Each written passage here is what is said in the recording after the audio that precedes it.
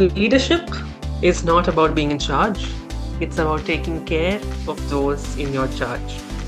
Good evening, leapers, mentors, trainers, and the core team. How are you doing? You can unmute and shout out good evening, maybe, and I'll be happy. Yes, good Very good evening. evening. Good evening, Good Dan. evening. Very happy and delighted. Good evening. All Very right, happy. Looking forward for the fruitful session. Better for the news. fantastic. I love this energy, but I think we should do a small energizer to get this energy, to take this energy to another level. So all of you go on mute, so you can mute yourself. Take 5 deep breaths. 1. And as you take those deep breaths, inhale positive energy and exhale all those distractions. Once you're done, I want you to raise your hands, both your hands, raise them high up. Stretch as much as you can. Stretch so high that you can catch that leadership potential and then bring it down with renewed focus. Excellent. I think you can give yourselves a huge round of applause. And I hope this has energized you so that you can stay active and listen into our very first session of Leap 3.0. Before we begin, I'd like to also review with you a few ground rules for today's session. 1 is to ensure that you are seated in a peaceful environment with good internet connectivity. And I also hope you have your handbooks open, your workbooks open. Please remain on mute unless you are required to speak. And also please remain on camera throughout the session so that we can have an engaging and connected experience at Leap 3.0.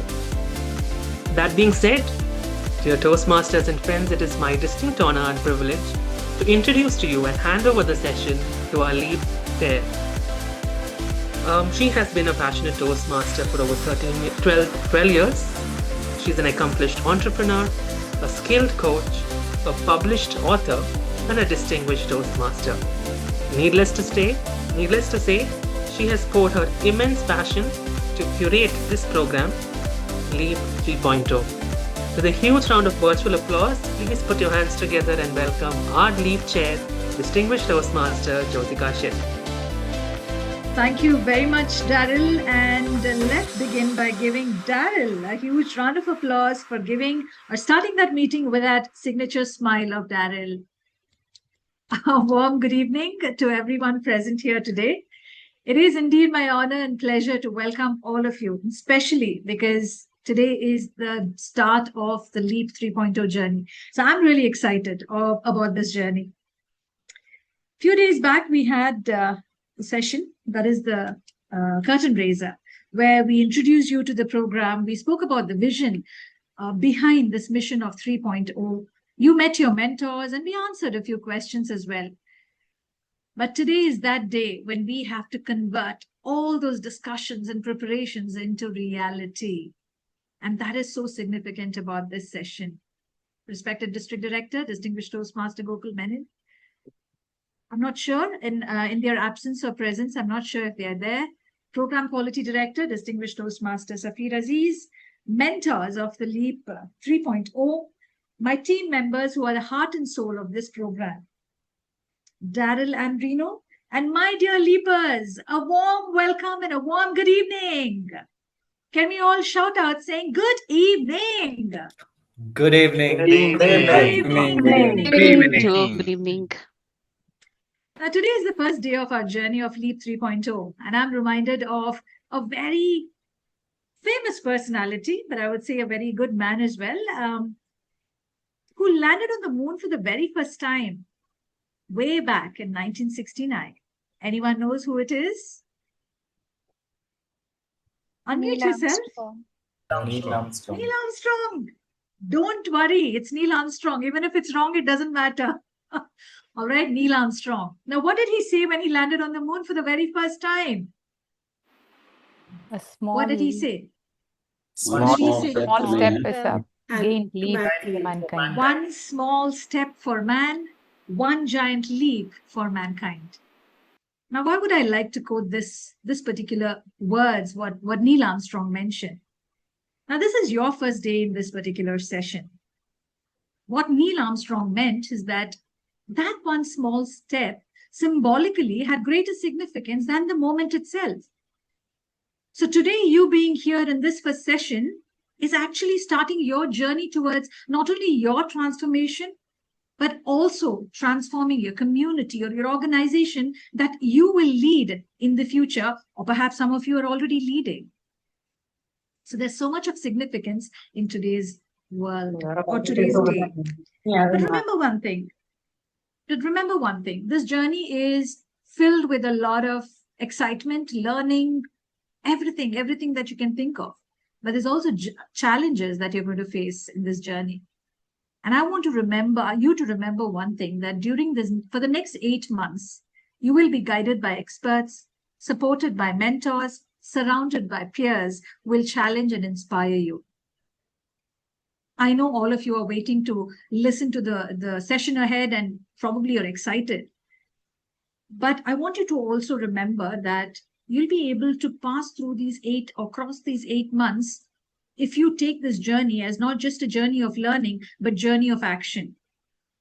Every session you attend, every assignment you do, every reflection that you do is your small step towards that giant leap that you want to take in your leadership journey and become the leader that you aspire to become.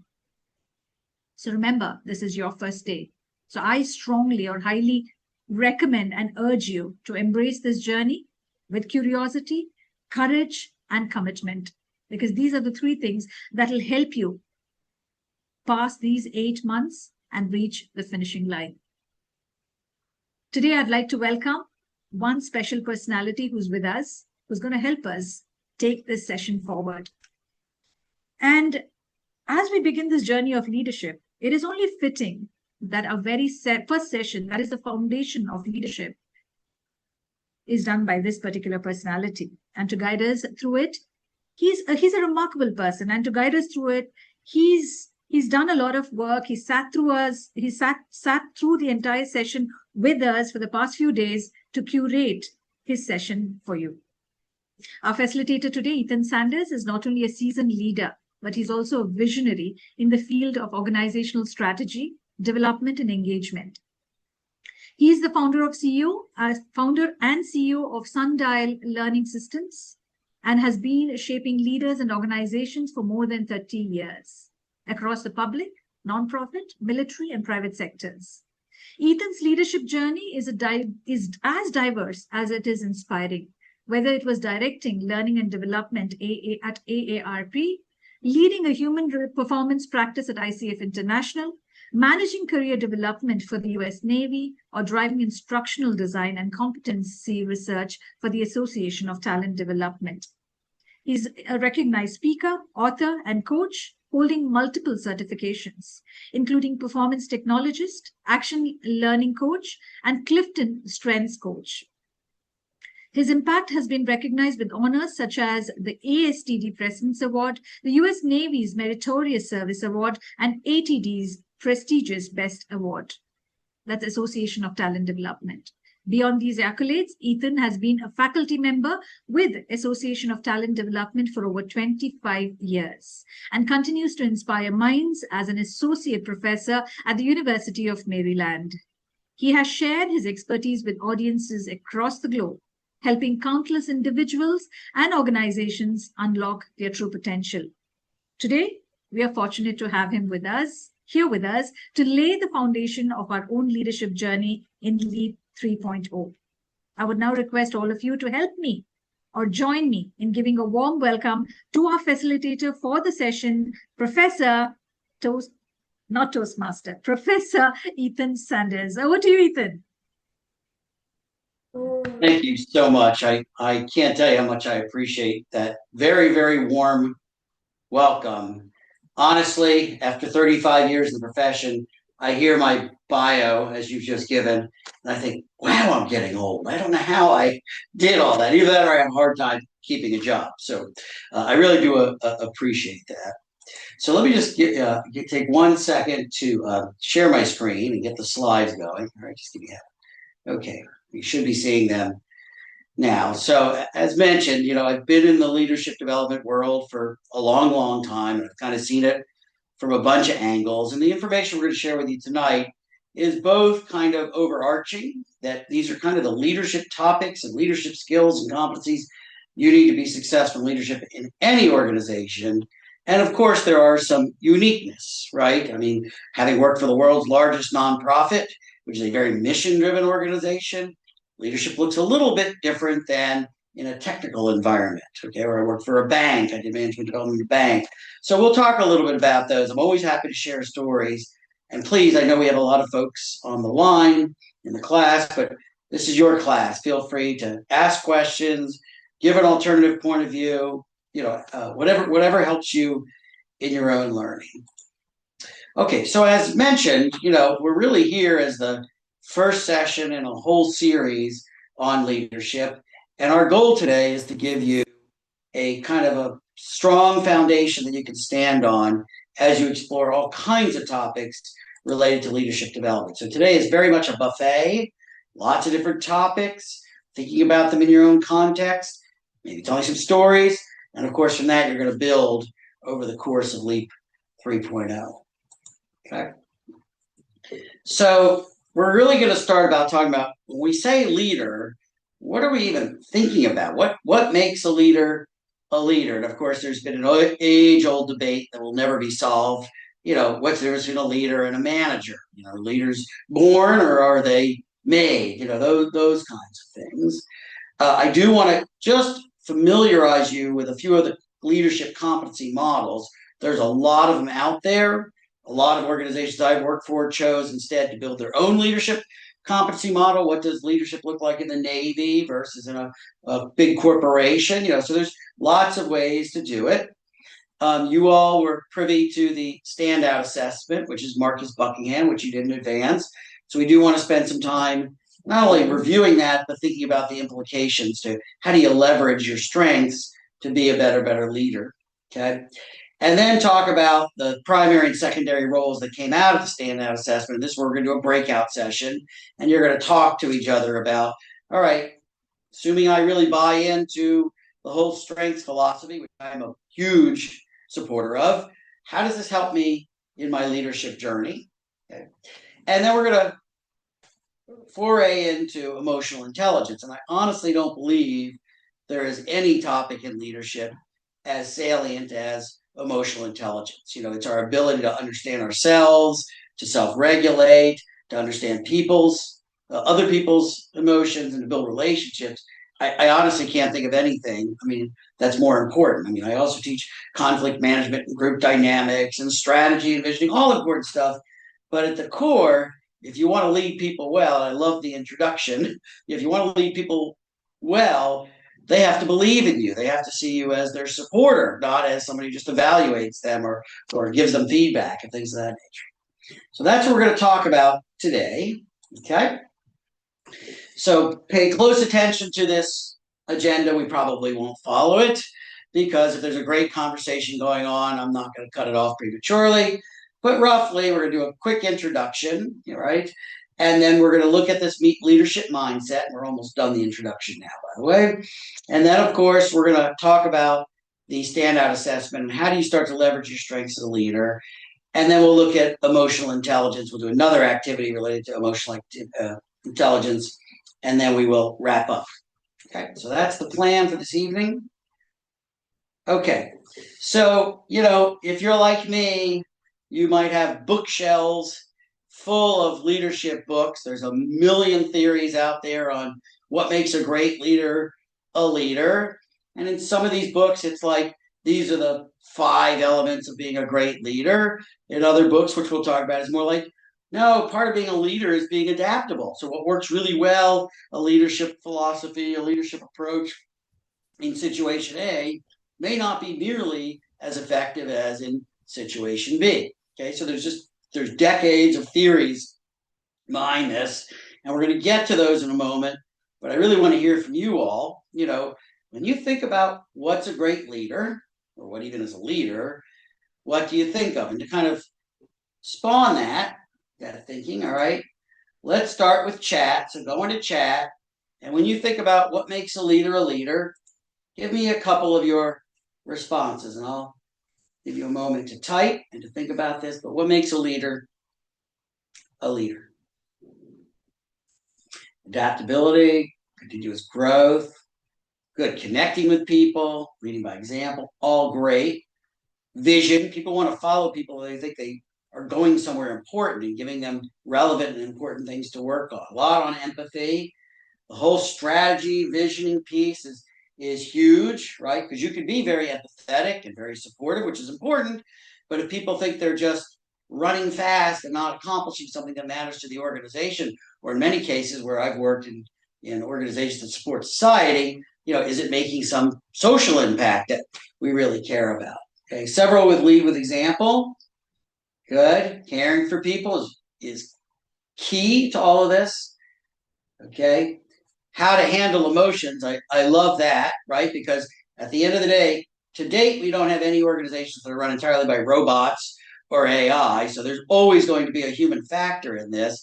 And the truth of the matter is, human beings are very complex things, right? The very thing that motivates them on Tuesday may be different than what motivates them on Thursday, right? There can be all kinds of subtexts to the things that we say that you'd be surprised that suddenly somebody feels put off or discounted. So, let's face it, part of leadership is like being a good therapist. It's being in tune to what people's emotions are. That doesn't mean you have to do wear your heart on your sleeve, but you have to be in tune to others, depending on how large a group and how complex the situation.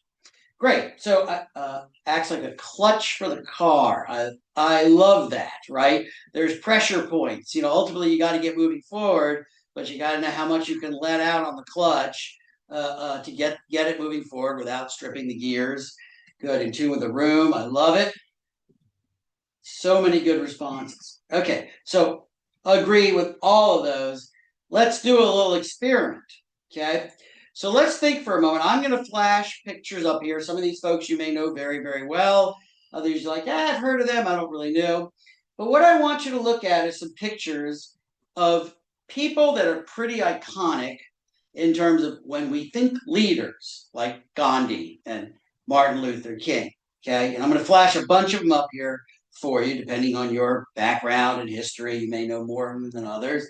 Obviously, during the Second World War, we had Eisenhower, the American general that led the invasion of Normandy, and of course Churchill, who defended his country during the Second World War from the UK, and Margaret Thatcher. And again, we're not going to get into politics here. You may have different opinions, but she's kind of recognized as this incredible leader in the 80s, and Nelson Mandela is pretty universally accepted as a great leader. Okay. In the business world, Warren Buffett, right? Indra Nooyi, of course, is from Pepsi Cola. Now she kind of transformed Pepsi Cola. Steve Jobs, and again, we may have different varying opinions of, did he turn us all into slaves of our smartphones, or did he actually help the world? But he's certainly recognized as a visionary. Nobody can deny that. Jack Welch, who built GE into the empire it is. So these are just a few. And what I'd really like to hear from you, and I'll go back into chat, is what's the common thread? Why is it when we look at these folks, we pretty much recognize, even if we can't put it right into words, that these are kind of iconic leaders, even if you don't particularly like some of them, right? Why is it that we recognize them? What's common in their story that makes them recognized? So I'm going to go back to chat for a moment. What do you think?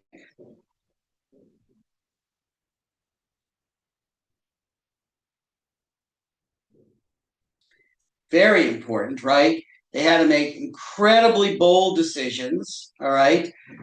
They all faced adversity, even at the risk of personal sacrifice.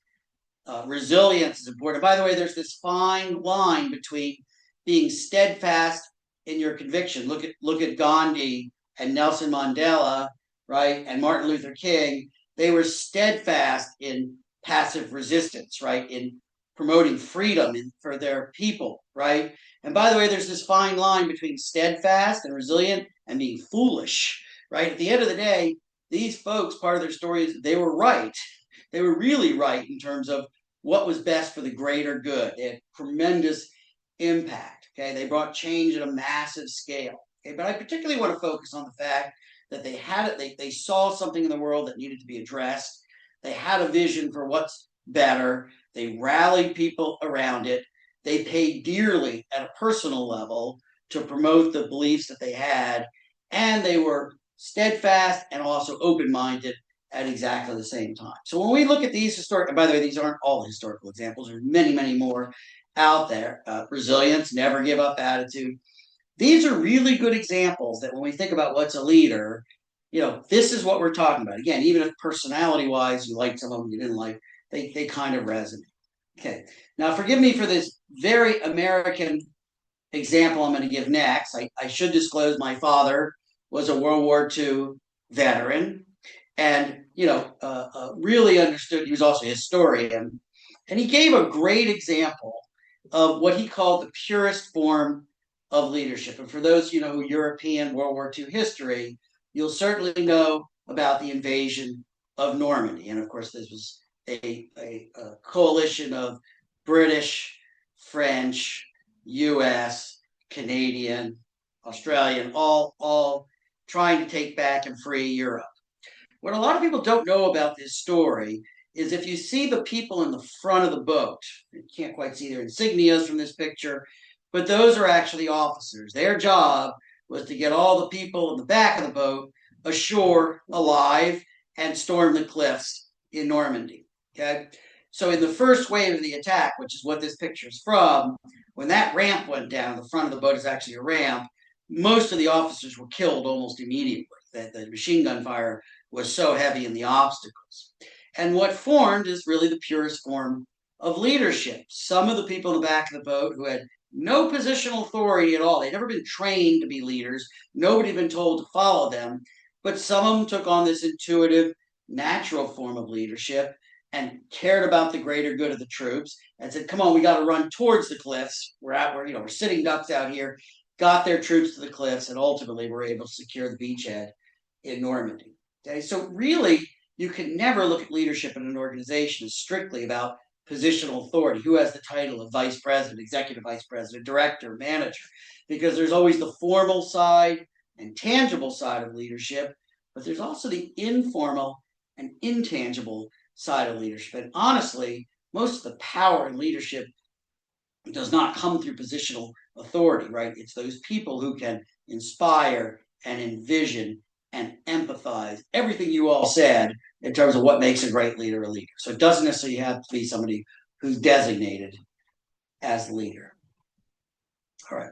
So I thought I would share with you, some of my very deep-seated beliefs about leadership. And to be very honest, this and the next slide, I have these on a piece of paper in Word, and I hang them in my office. I actually am behind a frame to remind me when I'm in leadership positions or the ability to act as a leader. This is really what I believe. Okay, so I'll go quickly with them.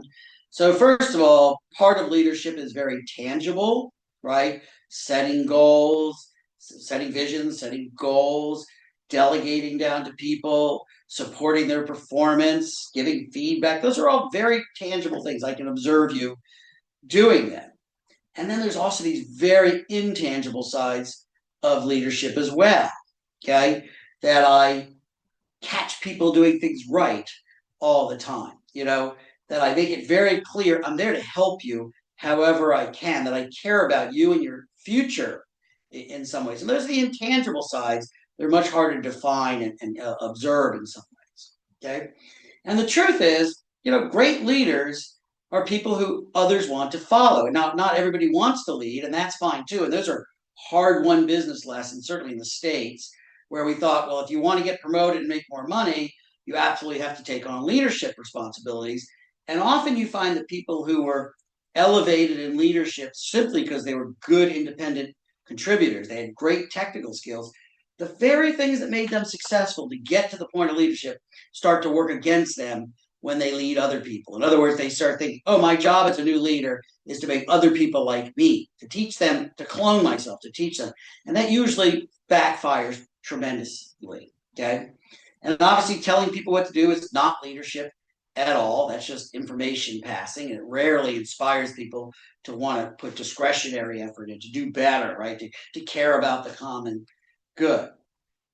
And I think the most liberating thing you'll ever learn as a leader is that you don't always have to be right. And in fact, your job is to sit and ask questions and synthesize and mirror what people are saying until the group itself feels like they've come up with the right answer. It's actually exhausting to think my job is to tell everybody what the right answer is. Okay, nobody's 100% sure. We all have imposter syndrome, saying, "Am I really smarter than anybody else in this room?" So it's unbelievably liberating to sit there and say, "I'll never be as smart as the 10, 15, 20, 30, 50 people who report to me.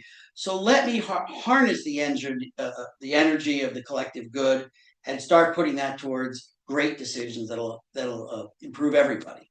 Okay. And but back to my point about positional authority really lasts. Okay. Social power is far more important than positional power. Now, certainly some of the leaders we just looked at, like Eisenhower or Churchill, they had positional authority, but many of them didn't. Okay, Martin Luther King, Gandhi couldn't edict anyway, couldn't demand anything. It was the power of their vision and their influence and their conviction.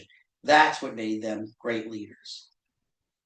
Okay, so the age-old question: are great leaders born or made? And the answer is yes. It's yet. Both are true. Certainly to some people, leadership qualities like empathy, like emotional intelligence, like vision, come to them very, very naturally. If you look at my Clifton strengths, which I'll show you, strategy is very much at the top of my strengths. Connecting people, very much, my top 5, basically. So those parts come innately to me. Other parts don't come as innately to me, right? Always taking on conflict in a constructive way versus hoping it'll go away. I still struggle with that. I joke because I was the youngest of 4 children, so I think I was kind of raised to avoid conflict. I've gotten better at it over the years, but those parts of leadership don't come as innately to me, and I have to work on them constantly. Okay. And I know when I started graduate school and we were talking about, what makes a good leader, and I just blurted out trying to think of something to say. I say, don't you have to be a good person first before you're a good leader? And that's affected me my whole career. Okay. And you all already brought up, you got to kind of model the behavior that you want. So you have to live those stated values. That doesn't mean you have to be flawless. We all make mistakes. Personally, I believe a leader can never, ever, ever lose their temper in front of the folks who report to them. You do that, you start to intimidate people and they don't want to talk to you anymore. So in my view, you can have a bad day as a leader. You just can't let other people know you're having a bad day. To me, that's part of the stated values. I need to be consistent, unflappable, dependable, those kinds of stated values. Okay. And the truth is, in today's day and age, in pretty much all organizations, we have far too few people to do the work that we're being asked to do. So you got to prioritize and figure out how we're going to get to the mission, but you got to do it without stripping the gears, without making people feel overwhelmed and burned out and unappreciated. So you got to strive to accomplish the mission without killing people. And that is a constant balancing act. Okay. And the truth is, we all want to be as inclusive and transparent as possible, but above us, the organization often says, we may be having layoffs down the road, or our budget isn't going well, and we don't want to freak people out yet, but there's going to be some cost cutting coming down the road. And as a leader, you're entrusted to keep that information to yourself. So you've got to find these ways, these balancing acts, to be as transparent as you can be. And sometimes it's as simple as saying, I can't really talk about what's going to happen next in terms of organizational restructuring, but I can tell you I'm here with you and I'm going to help work us through that. That I can promise you. And of course, at the end of the day, the strength of a team is always in those diverse talents. And so, this is why leaders have to catch people doing things right. I don't think there's any such thing as leading people without knowing them well. No matter how many, I had 19 direct reports in my last job, right? But you have to know them all. You can't really be effective with people if you don't know them. It doesn't mean you know everything about them, but you understand their desires, their career aspirations, things of that nature. So let me just stop there for a minute. Please, feel free to come off mute, turn on your camera. Any thoughts about, and this is just Ethan's leadership philosophy, any reactions to this? Any differences of opinion, which is absolutely fine. Hi, am I audible? Please, yes. Yeah, I wanted to bring on the point that a good leader is also a good person. Is there a difference between leadership and productivity? In the sense that I have managers who are bad people, but they get the work done, Ah, even the people curse at them. yeah. Okay. So, in my view, let me just put it this way: in 35 years of consulting, I've seen this movie play out over and over again. That certain people are kind of elevated in the organization because they're extremely good at getting things done. They will get to the goals no matter what, right? But as you get to hear the depth of the story, as you start to talk to the people who work for them, okay, as you see the effects on customers, and innovation, you start to realize they're getting to the goals at the expense of people, not in support of people. And in my view, they leave this wake of destruction, right? I mean, yes, they get to the goals, but people feel downtrodden. They feel like unappreciated. And this is an American term, I hope you understand, which is what I consider good soldier syndrome. When they get to the point and they say, I'll do anything you ask me to do, I'll do it when you tell me to do it, but if it fails, that's your problem, not mine. There's no ownership of it, right? It's like, you want me to get it done? I'll get it done. And it's only a matter of time, in my view, from what I've seen, that some issue is going to come up, some problem, some critical goal is going to come up. And the very time where that manager needs people to really buy in, lean in, engage, innovate, that's where you're going to start to see how they've basically undermined their own effectiveness. Granted, they can carry it off for a period of time, getting the goals done, but eventually it'll fail. And that, again, this is from decades of looking at exactly these kinds of leadership situations. And please disagree, but, and I do think it connects to being a good person, Yeah, Ethan, one question. I'm a people-oriented person, but I got feedback saying I have to be a task-oriented. So I try to build connection and then get into the task part. But I got a feedback saying when you have to lead sometimes a remote workforce or more number of members, like 40 plus members, I have to be a task-oriented than knowing them in deep. So what is your So I need to know more what generated that comment. You need to be more task oriented. So if it, and I'm just making things up now because I don't know, right? If it was because basically your team really was falling short in terms of getting goals accomplished, that is the dichotomy of leadership, right? Is you got to bring people along, inspire them, leverage the talents, and you got to support the business. You got to get to goals, and by the way, a lot of it has to do with when you get goals, do you think about your resources and do you prioritize well?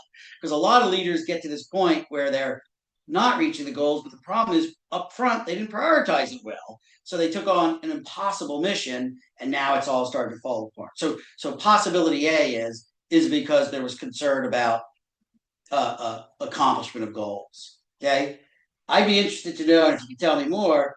The other thing that's often happened is leaders above you start to think the work isn't evenly distributed. And often that's what they mean by task orientation, which is some of your folks are running fast and setting the world on fire. Others don't have enough to do. Okay. And that could be, a person like me who really believes in people's strengths and possibilities. It can be hard sometimes to be a person who can be going through an emotional problem and they're struggling to get their work done, and those are the kinds of things leaders have to sort out. Is it any one of those two, by the way? What do you think generated that comment yeah, about being more I have been new to that role, so I feel that work is not evenly distributed. That could be the reason. I'm just exploring that, Ethan. Yeah. And I'm going to show you a model and just a little bit of leadership model, which is Ken Blanchard, situational leadership, and it might answer your question, which is the truth is every individual is different and every situation is different. So here's what we forget, and I'm going to show you the model in a second, so I don't want to go too deep. But the truth is, when somebody's brand new to a job and they don't have a lot of confidence, and their skill isn't quite up to what you need it to be, you actually should be more task oriented. You should basically say, I need you to do A, B, and C. I need you to produce this outcome, and here's exactly the way I want it to look. Okay. To a new person without confidence and competence, that's actually very reassuring, right? I need that structure. To somebody who's an expert, they already know how to do it. They can do it in their sleep, right? And all they really want is for you to be there if things go wrong, or if they just need some, reassurance, So in those kinds of situations, you should be less task oriented, right? You should just be more supportive. I'm going to show you that model in just a moment. Yes, is it Lathar or Latha?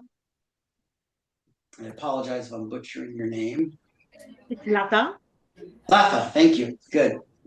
Okay, my question is, lot of leaders are micromanagers and they are considered one of the best.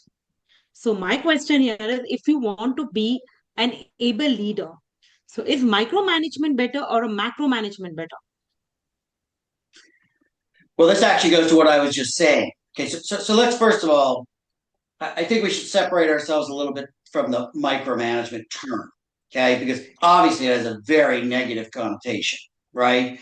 Because in my view, micromanagement is, I'm not only telling you what I want, I'm telling you down to the finest detail how I want you to do it. You're writing a report for me. I'll say, oh, please don't use the word happy. I want you to use the word glad. I'm taking the human element out of it and saying, I want you to basically be my robot. To me, that's what micromanagement really is. Okay. But going back to the comment I just made, sometimes, not to that degree, telling them exactly what words to use, but sometimes structured management, clear goals, clear sets of steps are very helpful to an employee. Other times you're just standing in their way. They could do it as good or better than you. And in my view, that's where micromanagement gets really bad, which instead of make it clear to people what you want and what needs to be accomplished and letting them run with it, you're basically chaining them to a post and saying you have to do it exactly my way. Okay, so I'd have to hear more about what's your experience in micromanagement, but obviously it tends to be a very negative term. Okay. But there is such thing as structured management, which is very good in some cases, right? In some very, very good cases. Does that help? I'll also say micromanagement is exhausting, right? Trying to micromanage people can absolutely wear you out as a leader. Yes, Saravan Kumar. I'm sure I messed that up. Hi, Ethan. Yeah, do you hear me? Yes, I You are right, can. Saravana And how do you pronounce your name? Saravana Kumar. No, it wasn't too far off. Okay, good. Thank you. Saravana is fine too. Saravana. Okay, great. Yeah.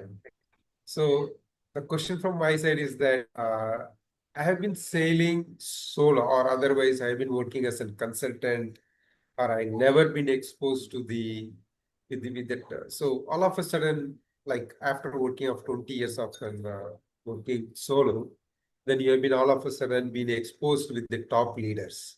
Okay. So what is the two things that you will advise that to be, sail with along with them in that case? Because the same thing what you have been explaining about being authoritative or being impactful, right? Those kind of very important qualities that the leaders should have, like some of like, if you want to understand about the organization perspective, like the growth is the main criteria, the key concept from the past. So the question here is that what is the two qualities if you want to sail whoever newly been exposed with this top leaders, particularly not all of a sudden that who have never been had an experience that kind of an working with the top leaders experience. So yeah. Well, it's hard to limit it to two, right? but to me, so much of what we're going to talk about tonight boils down to self-awareness. Okay, self-awareness is unbelievably important. And let's face it, we all have blinders. There's things about ourselves we just don't know. Okay, but I think having a very earnest effort to be as self-aware as possible is very important. A lot of that's being able to take feedback, and listen well. I think that's a very important point, right? And the second one I'd probably say is authenticity. Okay, people see through unauthentic people like, oh, I'm suddenly the manager. I have to act like a manager. I have to exert my authority. People see through that very quickly. You want to get ahead as a manager, tell people this is a big problem we have to solve it. If you had asked me now what's the best way to say it, I would say I have no idea. I actually don't know what to do. But what I can tell you is we're going to listen to everybody's ideas and we're going to try to come up with the best answer we can as a team. So to me, those are very authentic kinds of responses. Okay. Yeah, So I'm going to move on. I don't want to get too far behind, but if somebody really has an urgent question, please just let me know. Okay. Okay. So we do want to talk about competence. Oops, sorry, my slide went ahead of me. Okay. So you may or may not be familiar with competencies. There's competencies for everything, technical competencies, right? Leadership competencies. But I do want to go to what is a competency. So at the end of the day, everything we just been talking about, what makes a great leader, kind of characteristics like being honest and trustworthy. But there's also certain skills and abilities that underlie all that. I'm going to show you a couple of competency models. But for example, a observable skill is being able to delegate. That's very important. Being able to write and communicate in a lot of ways. Okay. But there's also knowledge, what are appropriate leadership behaviors? How well do I understand the organization, where the organization is going? How do I do supportive behavior so people know I actually care about people in the organization? Okay. So when we think of competency as a category, right? And under that category includes knowledge, skills, abilities, and behaviors, and to some degree, characteristics like we've been talking about. Okay, so I'm just going to show you a quick example. This is actually a competency framework for leadership that we developed at AARP. AARP, which by the way is a $2 billion mission-driven organization that supports the elderly in the United States above 50, right? So it has 38 million members that they support. There are all kinds of goals and strategies like reducing hunger, reducing isolation, reducing homelessness, passing legislation that was beneficial, health care for the elderly. So these are on the left are all the strategies around the organization. And then if you think, well, where does leadership and all these competencies fit in? At the end of the day, we need right people in the right jobs, in particular, leaders. If you look at studies by like Gallup and the Conference Board and Gartner, Burson, these studies show over and over and over and over again, people don't leave companies, they leave their managers, they leave the leaders who fail to support them in their work. Okay. So we need these kind of right jobs, right people. And then of course there's individual capabilities. What are the right skills like delegating, communicating, using technology, whatever those things are. And we have to time it really, really well so they get those skills at the right time and in the right kind of environment. If we can do all that from a learning perspective, we can have leaders who are capable, engaged, and agile. Okay, so it's kind of this chain of events, how competencies ultimately support the organizational strategy. Because we do not have the luxury of saying, well, we're just about the people. Whatever happens to the organization isn't really our problem. It just doesn't work that way. You'd have to have organizational success coupled with workforce success. Okay, so I've only spent decades looking at leadership competency studies, and I can tell you there are a lot of them out there. They have different philosophies of how do I look at leadership competencies. Some are very, very simple. Okay, some of them are more complex. Some of them are very specific to an organization. Some are very generic. It's kind of all over the place. But these are kind of 4 different ways you tend to see these competencies arranged. In fact, the program you're in, LEAP 3.0, pretty much follows what's on the left. What you're doing today, Foundations of Leadership, is very much about how do I get my mindset straight? What does it mean to be a leader? What are those characteristics of being a leader? Your standout assessment. What are the things I'm really good at today, individually, that I can use to my advantage as a leader? So that's kind of leader of self. And then, of course, you get to leader of individual. So now I am actually in a role where people report to me, and I've got to be able to do performance management with them. I got to help them do their own career planning, professional development. Sometimes things don't go well, and I have to be able to course correct. I have to be able to give them feedback on where they're not doing well and potentially terminate people if it really gets bad, those kinds of things. So those are the things very specific to I'm leading one individual, multiple individuals, one at a time. Then, of course, there's leaders of teams and all the things around conflict management, group dynamics, all those kinds of things. Our emotional intelligence often comes in here. How do I get people to work effectively as a team, not individually, but as a team? And then as you work your way up, eventually you may have managers reporting to you, and you're a manager, so you're the leader of a leader. How do you inspire people who inspire others to make sure they match that leadership philosophy and they build the culture you want within your much larger team now? And then, of course, if you're at the top of the organization, you're the CEO, COO, chief learning officer, something like that. How do I really lead across an enterprise? Okay, so typically they're at these 5 levels or 4 of these 5 levels. But you could also have by role, like people leader, visionary, strategist. Notice it doesn't matter by common role. You could be in IT, you could be in HR, you could be in finance, you could be in operations. Doesn't matter. These are kind of cross-cutting kinds of roles, like people leaders. Versus by unique position, we say, no, we have very specific leadership competencies around HR, IT, certain divisions. Those could look differently. And of course, I'm going to show you the Corn Ferry, you may have seen or not. They're by categories like thought, results, people, and so on. Okay, no right answer. Everybody has a different way of doing it. What matters is you find something for your organization that works well for you, that makes sense for you. And often you have to create them. You can't just take them off the shelf. Okay. All right, so I'm just going to very quickly show you 3 of them out there. You can Google these. You're going to have copies of my slides.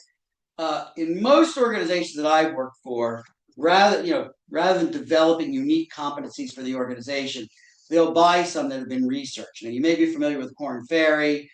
These used to be the Lominger competencies 20 years ago, but they're strictly leadership competencies.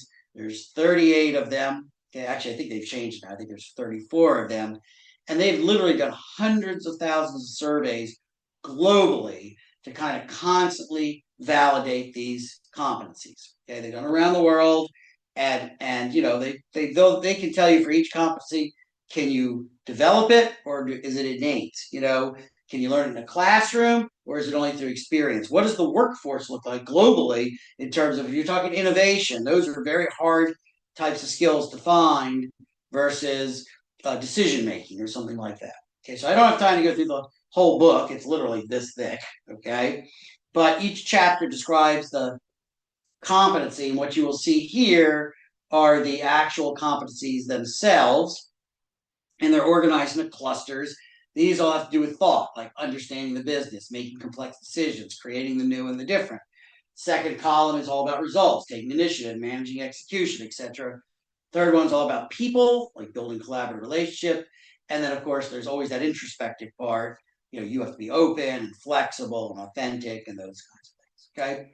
So if you're new to the whole world of leadership competencies, this is a great place to start. You can buy the book. I will tell you, they make a ton of products. They have like card sorts. So you can have these cards and sit down with your leadership team. And at ARP, we picked 22 out of these 34 that we said, I'm sorry, 38 that were really considered high priority, right? It does get expensive. I have to be very open about that, right? But they're out there. You can certainly just buy the book and work from there. Okay. One of my favorites, and this actually has an assessment that goes with it, is called LPI, Leadership Practices Inventory. It's been around at least 20 years. Now, look at what we just looked at, 38 competencies. And each of these has descriptions underneath it, like, what does it take to learn it? What happens if you overuse it? What happens if you underuse it? Leadership Practice Inventory is much simpler, much simpler. It's also based on research by Coos and Posner. And they said, really, at the end of the day, there's 5 major things that discern a very effective leader. One, and you guys brought all this up in the opening. We said, what makes a great leader? One is they have to be able to model the way. They have to have a vision, where they're going, model the way to get there in terms of behavior. Second, they have to be able to not only have a vision, but inspire others. Okay. They have to be willing to look at internal processes, policies, norms, and say, some of these things just aren't right. We've changed or they're not inclusive enough. So you have to be willing to stand up and be brave and challenge those things. And then really that servant leadership piece that you all brought up, which is make it, make other people successful, enable them to act, clear out barriers, give them resources, tell them they're doing great. That's all enabling others to act. And of course, there's this very human side, which is encourage the heart. Okay. If you ever get a chance, again, I'm just going to flash back. This is the actual workbook that goes with the class, but you could just take the LPI. I forget what it costs, 30 euros, something like that. But you could take it online and find out where you are. There's also a 360 version of this. Okay. And then just to show you one more example, within the US government, there's a giant HR group called Office of Personnel Management, and they have been building classes, content, experiences. This is to groom the next generation of federal leaders, people who are full-time, lifelong federal workers. And I want you to show there are just 5 different ones than what you saw in the LPI: leading change, leading people, driving results. What's most important is you got to get past just these high-level titles, and you've got to get down into, so what does that look like? If you're leading change, you have to have creativity and innovation. You have to have external awareness. You have flexibility. Each of these have definitions and skills and tasks underneath them. I'm showing you just a little snapshot of how complex this gets. Okay, so let me stop there again. I just put a lot by you in terms of different ways to have leadership competencies. Please ask questions, examples, whatever you like. So let me stop there, and I'm always going to take 2 or 3 questions, and then I do have to keep us moving. But there are 2 questions there are 2 questions in the chat, Ethan. Oh, so the first question is, how do we manage to work with leaders where they need all emails, presentations to be done in their way, where creativity is not encouraged? Let me just peek at the chat. So you're saying when basically we're back to the thing about micromanaging, correct? Yes. I don't know if you've answered this question. Probably it came a little earlier at 8 o'clock. All the emails, presentations to be done in. Okay, so here's the way I look at this. All right, if you really say I'm going to work within my organization to kind of lead leadership development, to be or to be a big important part of grooming new leaders, okay, you have to look at it as a portfolio. Okay, the truth is, depending on your organization, you may have dozens, hundreds, maybe even thousands of leaders. All right, and let's face it, your leadership journey, you're going to see this now. And most people's leadership journey, it's not this linear path.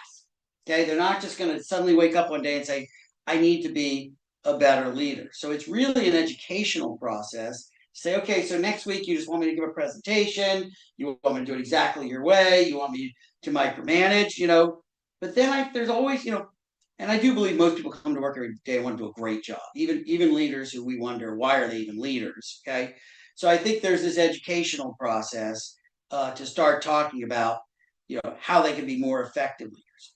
And the truth is, the example you gave earlier, which is, what if you have a leader who's not a very nice person, but they get a lot done? Okay, and really the hardest person in the world changes, and hardest organization to change are ones that are very, very successful because they don't see any reason to change. I would say most of our success, and we had about 70% of our leaders at AARP, and we had about 800 of them, right? Eventually engaged in leadership development, okay, especially our executive development programs in the universities, and little by little, one manager who's made the leadership journey started to realize the benefits of being a better servant leader and more participative leader. They'll come around, and they'll start telling others, so it is a process. It's no different than trying to change a culture, right? It's a process you have to go through. And in fact, let me just flash up on the screen the next slide. Part of it is, if you look across your organization, and by the way, this is why 360 assessments work really well, is what do leadership qualities look like in your organization today, right? Where do you want them to be? So you say, I really do want to move towards more democratic examples of leadership. I want them to engage people, have them participate, share ownership. That's where you want to go, democratic. So my next question is, well, where are you today? You may say, oh, we have a very autocratic, what was just described in the email, which is they just tell you what they want. You don't have any say in this. You just have to do it their way. Then you could start talking about, so what kind of skills and competencies are we talking from going very autocratic to democratic? Emotional intelligence is a perfect example. Better listening skills, perfect example. Okay. That's different than if you say, we really want to move towards servant leadership, right? Where we really get our managers, our leaders to think about, how do I help others become successful? My job is to get everybody to raise to their highest level of competence. That's my job as a servant leader. That's where we want to go. But what if currently you have laissez-faire leadership? Okay, I'm there if you need me, right? I'll kind of tell you what the assignments are, but I got my own work. I'm going off to do my own projects as an individual contributor. My job isn't to oversee what you're doing. Sink or swim, it's your choice. You say, well, that's not exactly good leadership either. We want to get to more servant leadership. I think a lot of what you guys have described so far in the class is transactional leadership. Task, task, task, task, task. My job is to come up with a task list and check things off as I work my way through it, and eventually you start to realize organizations start to fail if that's all you're doing is checking off tasks rather than innovating the next great idea or serving customers or retaining employees and things like that. Good. Was there another? Yes, there are three more questions. Do you want me to read them for you? Please do. Yes. Thank you. All right. So Warren says, on tough days as a leader, how do you hide it and not let the team feel it? Well, you know what and I don't mean this to be smart, okay? All you have to do is see a couple of examples of a leader lose their cool, start pointing fingers, start blaming, yelling and screaming, right? And if you're observant and honest, you realize that has long-term erosive effects on trust. People tend not to trust you if they think you can't control yourself, right? So I don't think the alternative is, well, you just hide it. You can't blame other people and scream and yell, but you could certainly sit there and get authentic responses, which is, this situation is really frustrating. We've been working on it a long time, and I feel like every time we get this close to an answer, everything changes. I am just not in the mindset right now to deal with this. I'll give you an example. When I was at the Navy, I was head of organization development. The head of IT left. So for 6 months, I was the head of IT, which, trust me, was a terrible idea. I'm not a very tech savvy guy, and they were a group of very nice young people, and they knew their stuff. But when I stepped in there, I realized the old leader had been laissez-faire, had never really dealt with all these conflicts, and there was a lot of interpersonal conflict. And trust me, I came about this close to walking into our first staff meeting and saying something like this: I got enough problems with what's going on outside this group, just dealing with the dysfunction of this organization. I don't have time for you all. Just figure out, your adults, figure out how to get along. That's what I wanted to say, right?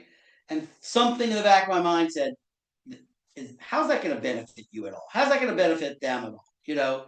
So I kind of walked in and I just surfaced and acknowledged. I said, look, I realize there's a lot of conflicting views. You all have been through a lot because you lost your leader. There's a lot of discussion about how your leader kind of left you even before she left, and all I can tell you is I need a couple weeks to hear more. I need to understand more so that maybe I can figure out a way to help you guys past it. And I walked out of the room. That was it. Trust me, I was very close to losing my cool, but if you see that just a couple times, you start to realize that is just a recipe for disaster, and do whatever it takes to center yourself and self-regulate so that I really don't believe it's ever appropriate for a manager to slam a door, slam down on a desk, walk out in anger. That's just not leadership in my view. I'm kind of a zealot about that. Good. Another question? Yes. So Navya asks, I have one question. Does age matter in leadership? And do I need to know everything in leadership before I start? If no, then can anyone become a leader? Well, that's 3 questions. Okay. So let's take one at a time. Can anyone be a leader? Yes. But as I said earlier, some parts of it come more naturally to others, right? I've always been a connector my whole life. I'm an unbelievably optimistic person. I think everything is solvable and positive psychology matters. That's who I am, right? And as I said earlier, there's parts of leadership. I am not a very good project manager. I'm not a super detail oriented person. I care more about connecting with people. So what I've learned over the years is I got to make sure somebody on my team is a great project manager, and that they're respected, even if they're reminding people of deadlines. So to me, yes, anybody can become a leader, but obviously, as you saw in your strengths assessment that you did, your standout, certain parts are going to come more naturally to you than others. Okay. The age thing I think is super interesting. Okay. And I have a very specific opinion of this. If you look at most generational studies, okay, and I can speak mostly for US generational studies, I think what you actually find is a lot of things we attribute to age are actually more stage of life. Okay. I think how we show up in the workplace, how much we can focus, how much discretionary effort. Okay. So let me give you an example. I was married when I was 21 years old. Okay.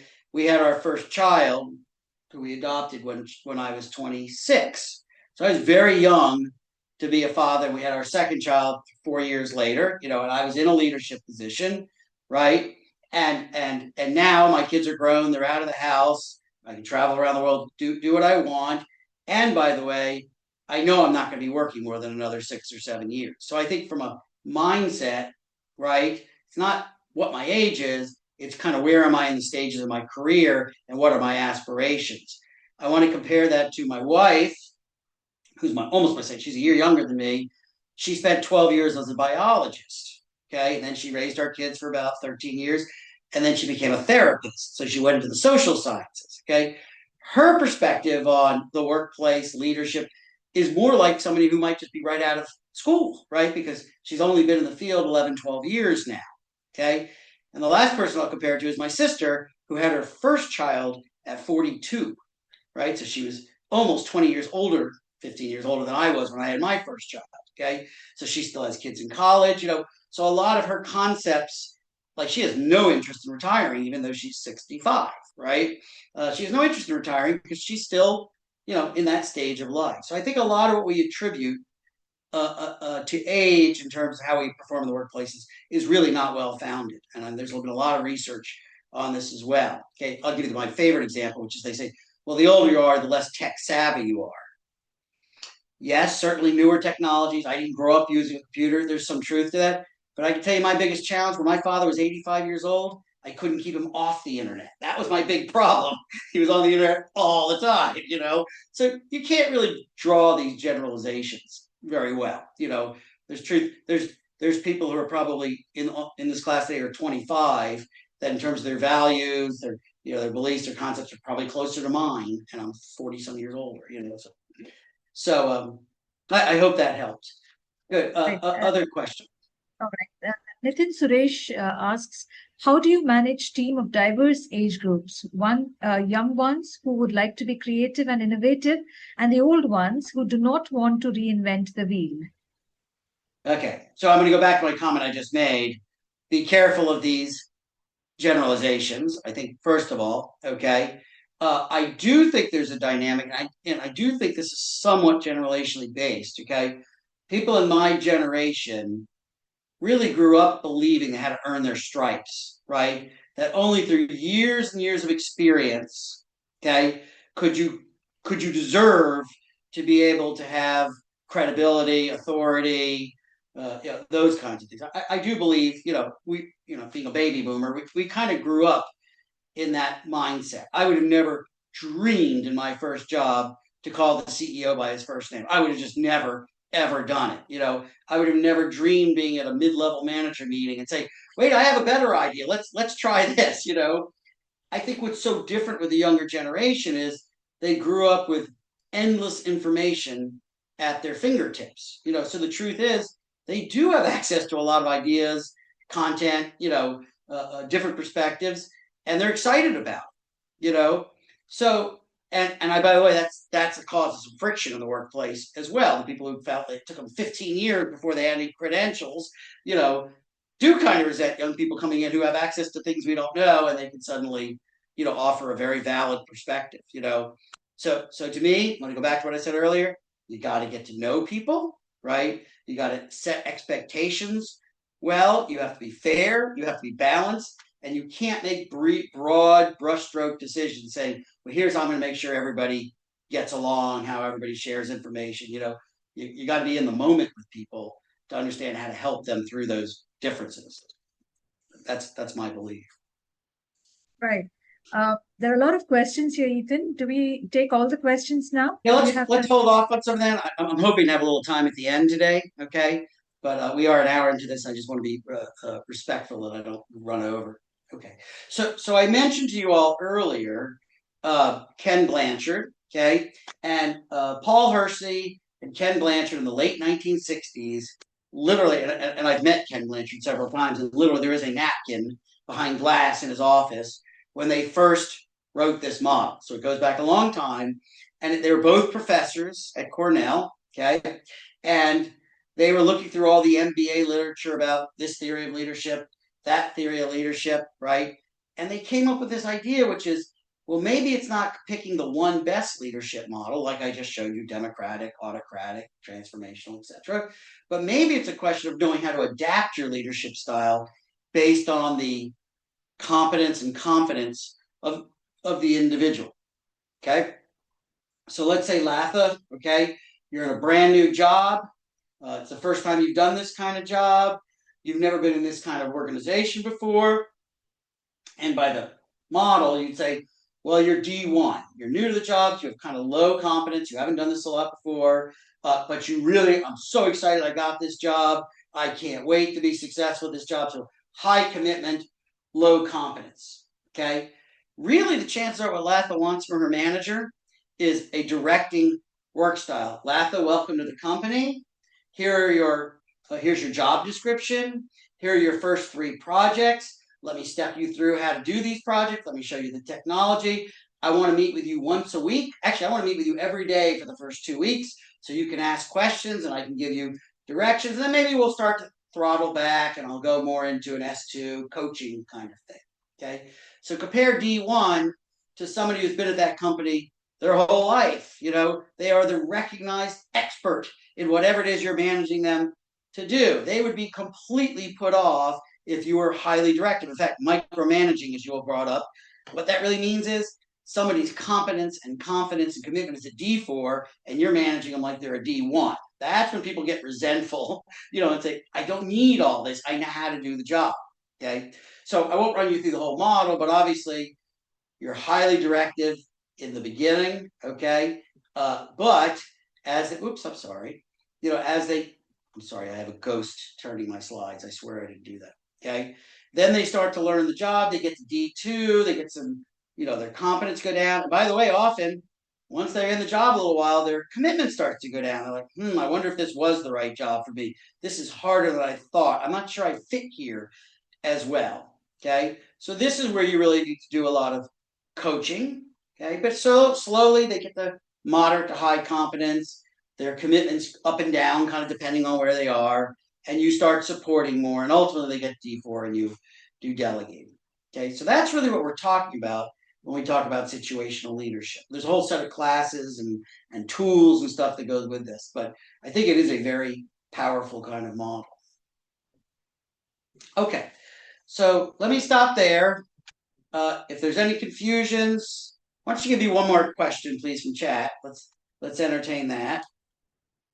All right. Do you want me to read out the questions, Ethan? Please do. Yes. All right.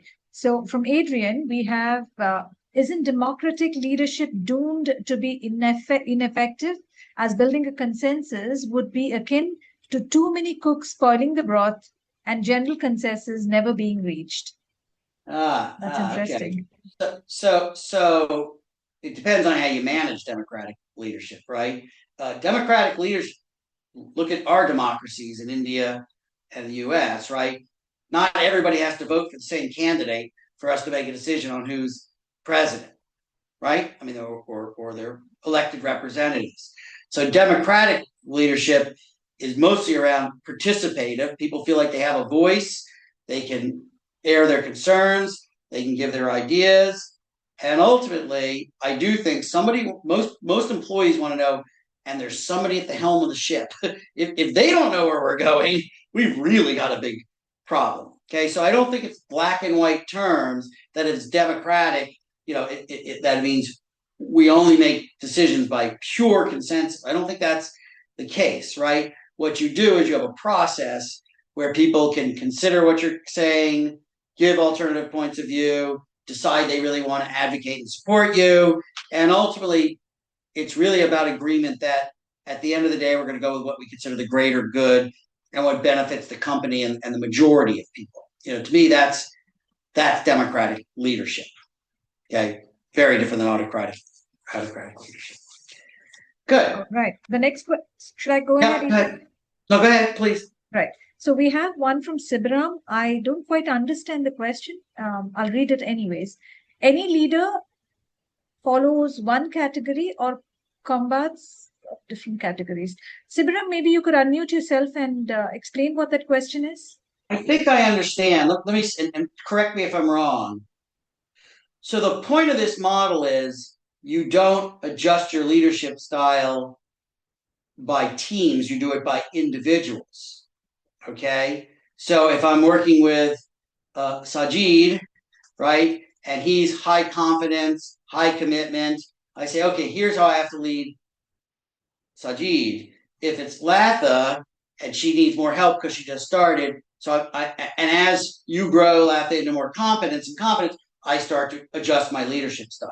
I think that's what the question's saying. It's not like you evolve through these over your career as a leader, right? You're constantly reassessing. This is why you have to know people, right, to lead them well. Is that? And if that's not the question, can you come off mute and tell me how I missed it? Sibaram would be able to say, but from what I understand is he wants to know any leader, does he just follow one category or they also belong to different categories? No, they're constantly adjusting, and they're not even just categories, right? It's a leadership style. There's four leadership styles, and you're constantly reassessing and reprioritizing and reconnecting with people to give them the kind of support that they need. Right? Right. All right. Yeah. The next question is from Don, and he says, getting into a leadership position may not or may be easy, but to maintain your position, it is tougher. In an environment where people try to pull you down or take your place, what steps can a leader take to consolidate power and thrive? Yeah, I mean, I there's a lot of answers to that, but this is where organizational networks matter a lot. Leaders who tend to sustain their leadership for a long periods of time, it's because they know the right people to call in the organization. They have a lot of influence. They have a lot of respect. Okay. They know that the team under them wants to follow them and looks up to them as a leader. It's much harder to usurp somebody who's really well connected and well positioned in that leadership role than it is somebody who's just, if you're in that transactional kind of leadership where you're just checking off tasks, anybody can do that. You don't have to have a lot of leadership skills. You just have good project management skills to get it done. Okay? I think it's much more difficult in organizations where the leader is really looked up to. Okay, I do have to move us on because we have an activity come up. So I'm going to go through this fairly quickly. All right. I want to make it clear. You took the standout assessment, which is from the Marcus Buckingham group. And I'm going to distinguish these in a moment. All right. But Marcus Buckingham based all of this off of Clifton Strengths. So I want to give you just a touch of the background of Clifton Strengths, and then we'll move on to the instrument you took. Okay. So Don Clifton was a Harvard psychologist and a business executive. And he really started with this very simple but very profound premise, which is, what happens if we think about what's right with people rather than fixating on what's wrong with them? It is pure positive psychology, but it seems so simple. The more you think about it, you're like, wow, we would actually start to see people differently, our role in leading people differently, our strategies for getting to goals differently if we focus first on what people are good at rather than where their gaps are. Okay. So again, you didn't take the Clifton Strengths, but Clifton Strengths has 34. It's a much larger instrument. And by the way, we didn't do it for you guys because it cost about $60 and we didn't want to obligate you to spend the money. You may decide down the road you want to do it, but you could take this instrument, and these are the 34 Clifton strengths by domain. So and they're not really competencies per se, they're just talents. There's things that come to you naturally. And think about what I said earlier. Part of leadership comes naturally. It's innate. Other parts you got to work on. Okay, so it's really important to understand Clifton strengths is not saying you have some of these 34 and you don't have other ones. It's saying you have all 34, just in different combinations. Your top 5 or 10 might be the ones that are your go-to. It's easy for you to access them. You depend on them. But you may find out, let's say you're not a futurist. You're not very good at futurist, but in some goal that you're pursuing, you need that. Of course, you can still develop. It's going to take some energy, it's a practice, but you can absolutely do it. Okay, so I want you to understand it's not that you have some and not others. Okay, and the standout is the same way. Okay, so there's a lot of theory behind Clifton strengths. One is those titles and description. Let me flash back. What you see here, you'll notice that they're neither positive nor negative. They're a neutral sentiment. You wouldn't want to say to people, so you're not visionary? Well, I don't want to say I'm not visionary. You're not connected. No, I don't want to say that. So they're neutral. And as I said, some talents come to us naturally, others don't. And obviously, there's value and opportunity with every single talent. You can leverage all of them over the course of your career. Okay, everyone has all 34, which I told you, but in varying degrees. And it's just better to focus on, I got this goal. Okay, I need to build a new strategy for the entire organization, and all the executives are looking at. I have this goal. So what is it I'm really good at? Well, I'm a strategic thinker. That helps a lot. Okay, I'm good at convening people to get their ideas together. That's going to help a lot. So you focus first on what you're good at in pursuit of the goal, not saying, oh, I wish I had this other talent. Okay. All right, some interesting statistics. This is all from the Gallup organization, who owns Clifton Strengths, right? But that people who focus on their strengths are, of course, 3 times more likely to report that they had, of course, Gallup's a great research organization, right? 3 times as likely to report having excellent quality of life, and 6 times as likely to say they're engaged in their jobs. Okay.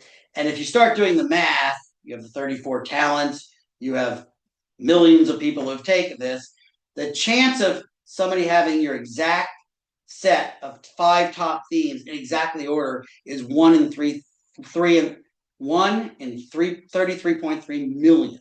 Okay, so it really celebrates diversity as well, to show teams are made up of people with all kinds of different talents in all different kind of combinations, and even just people having the same top 5 but not the same orders, 1 in almost over a quarter of a million.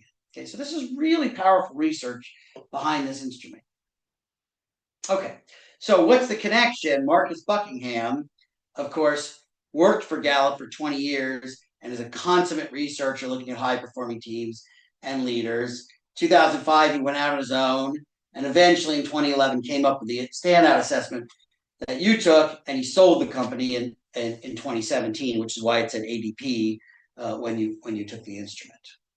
Okay, so you've already gotten your report. You've looked at it. There, instead of 34 talents, he breaks it down into these 9 roles, and obviously the higher up, so this is not mine, but this person's a teacher, an influencer, then an advisor, and of course there's a lot of content that goes with this that tells you, so what does that mean if you're really a teacher? What is it, and how does it help you as a leader? Okay, so you've seen this. You may be wondering, so do you get the same result if you take both instruments? And I am a certified Clifton Strengths coach. So these are mine, okay? And my top 5: strategic, positivity, includer, communication, connectedness. It's interesting. Before I took this, which was about 2016, I think the first time I took it, it's not like I never thought of myself this way, all right? Because, I've been teaching strategic planning for 15 years. I've done dozens of strategic plans. So it didn't really surprise me that these things were where they are. I'm very positive. I'm an eternal optimist.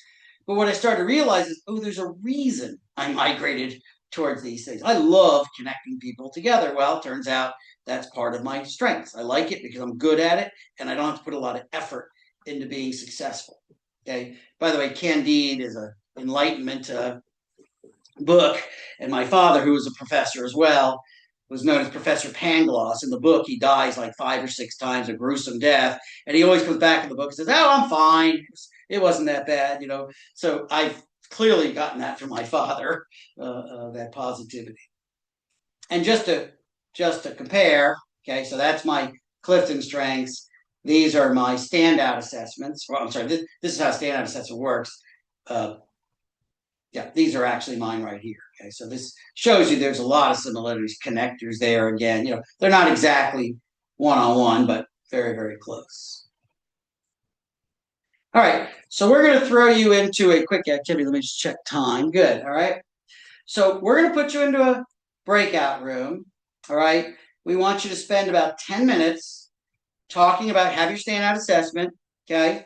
And talk about what's your primary role and your secondary role that showed up in your standout assessment, and how can I leverage these more intentionally. And if you could, you're not going to have to write anything down, but there's going to be 10 groups with 6 people in it. We're not going to be able to debrief all 10 groups, but have a discussion, and we'll call for some volunteers and just know who's going to speak for your group, so we don't have to lose a lot of time waiting for that. Okay, so let's go ahead and put them in the breakout groups for 10 minutes.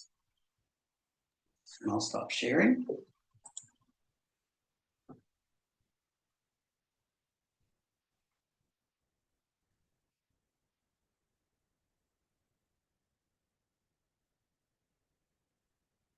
Should just take a second.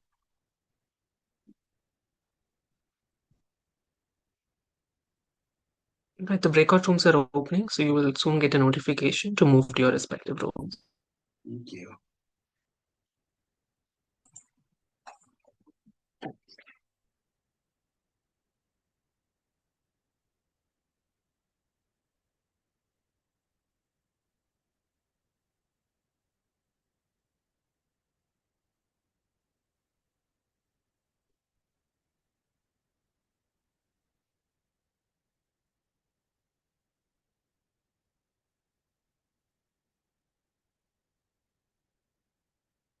Still have some folks in the rooms.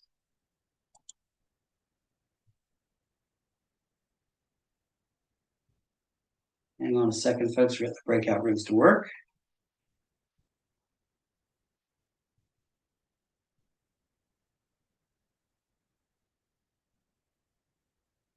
Renu, is this working?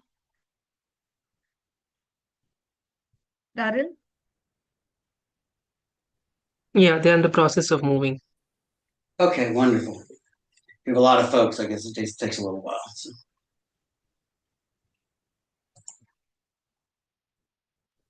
We've not got any notification as yet, Daryl. I don't think anybody's moved yet. Let me go to the participant list.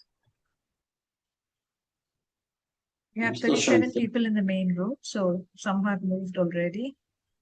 We had about 72 members. Can we send them another notification? Or? It says please Just wait give me to 1 minute. Okay. We'll start the clock after everybody's in the room.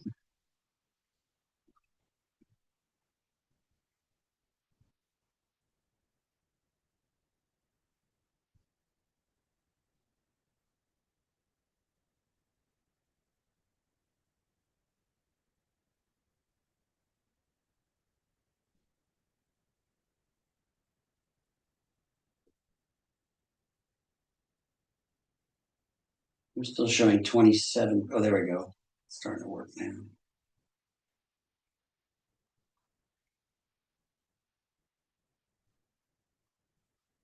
Really interesting. Daniel Goleman, who was a science writer for the New York Times and a Harvard psychologist as well, is not really, he's the one who popularized emotional intelligence, okay, in his book in 1995 called Emotional Intelligence. But really the original experiments by Salovey and Mayer were super interesting. And here's the kind of thing they did. So first of all, they would take a whole big group of people and they would give them a questionnaire. And the questionnaire was kind of asking about how well in tune are you to your own emotional a self? How well do you really understand your emotions? How well can you control your emotions? And then what they did, and this would never be legal today, right, is they sat them through a series of really disturbing movies. They might be violent movies or have very dark themes or very upsetting themes. And what they did is they would then interview them after these movies for a week or so and found out how quickly do they recover from those intense emotions they had during the movie. And here's what they found out is that people who have very high emotional intelligence scores were actually able to get over those very disturbing feelings of watching those movies than people who reported, yeah, I don't think much about my emotions. There's not much I can do with it. So Daniel Goleman really took that research, wrote the book Emotional Intelligence. And the big part of Goleman's theory is if you look at individuals in an organization, let's talk leaders, right? The ones who do really, really well, highly successful leaders, that IQ is nowhere near as important as emotional intelligence. In other words, emotional intelligence is a much bigger predictor of whether you're going to kind of advance in your career as a leader or kind of get stuck at the bottom. And let's face it, you and I have all known really smart people, like really, really smart people, and all they seem to do is flounder. They never seem to get ahead in their career, usually because they can't get along well with each other and they don't understand how they are presenting themselves. Okay, so that's the basic idea. And what Goleman figured out was up to only about 110 IQ, which is considered high average, did IQ have some predictive qualities in terms of career success. After that, it really wasn't predictive at all in terms of professional success. Right? Emotional intelligence is far more predictive of how that will happen. Okay, and he defined emotionally intelligent people saying they understand their own emotions. Once they understand their emotions, they know how to regulate their emotions. Once they regulate their emotions, they can read other people's emotions, which is social awareness. And ultimately, they can build relationships because they understand, okay, this person has a trigger around feeling like they're being isolated. Okay, I have to be very careful about those kinds of things so I can relate better with many, many people. Okay, going back to the IQ versus EI issue, this is a really good news story for all of us as leaders. It's a really good news story because the truth is, once you're past your teenage years, there's not a lot you can do about IQ. Your IQ is fairly fixed once you're in your late teens, certainly by you're in the mid 20s. We know the human brain completely matures by about 25, 26. Okay. But emotional intelligence and the skills that go with that, we can learn those and improve those throughout our entire life. And basically, as we improve those, we start connecting with people better, showing up better, presenting better, and that leads to more success, which makes you only want to do more. It's addictive in some way. You do it better and better. Okay, so I'm just going to quickly run through kind of the different quadrants of emotional intelligence. So the first one is self-awareness, and I've already said this is knowing your own emotions, understanding your strengths and weakness. I would say taking the standout assessment was a really good start in developing your own emotional intelligence, right? Having a better sense of self-worth, understanding your values, goals. This is step one in developing good emotional intelligence that leads to success.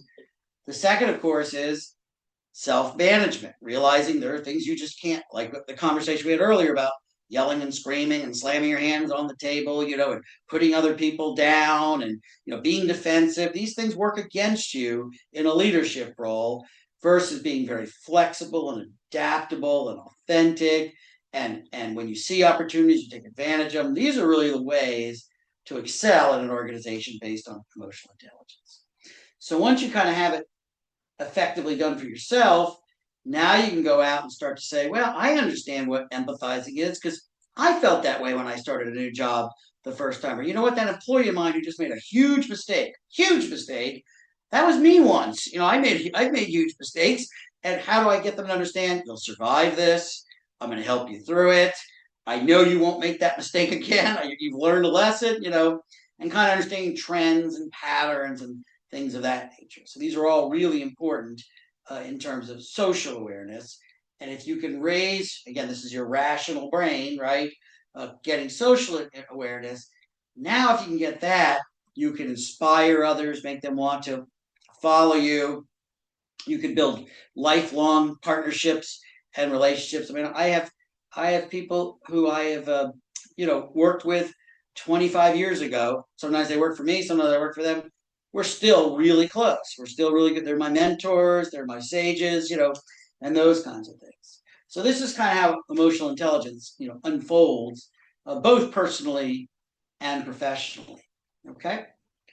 So the moral of this story is, if you can teach leaders emotional intelligence, recognize their own emotions, control them, regulate them, recognize others, use that to build employees, we know that that leads to employees who feel safe and heard and appreciated, and they become more energetic and enthusiastic.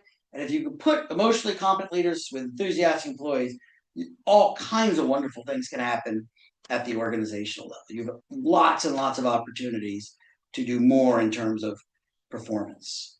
Okay?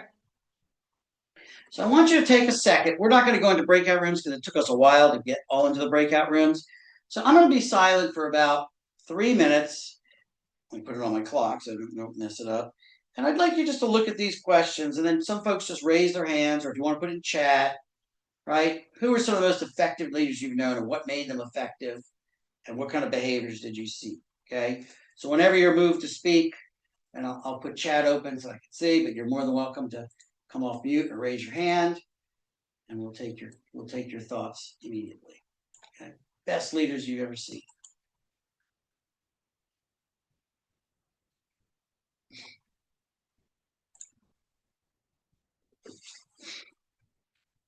Here's some new ones. Let's take a look.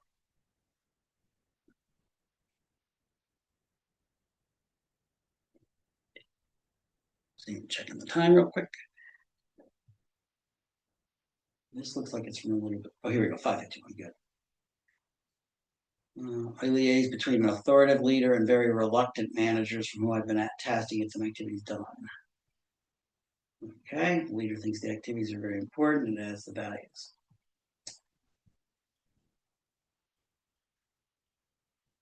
Okay, I think that's a question from a little earlier. Let's focus for a moment on best leaders you ever known, what made them effective.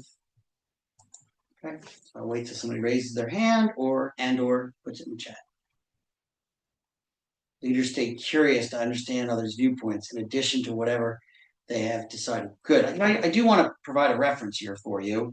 There's a wonderful book called Leading with Questions by Dr. Mike Marquardt.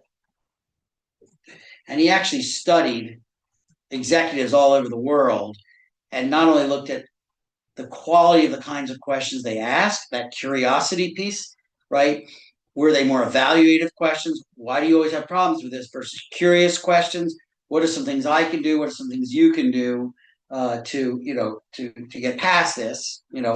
And really found that great leaders tend to ask a lot of really good questions over a long period of time to get to performance. Okay, former Prime Minister of India. He knew what he was speaking and did not seek to impress. Love that. There's a model here that, part of being a great leader is actually being able, right? Meaning you have the skills yourself, so able, credible, connected, all these things. Okay, great. And let me check the hand raising. So, Rajas, please.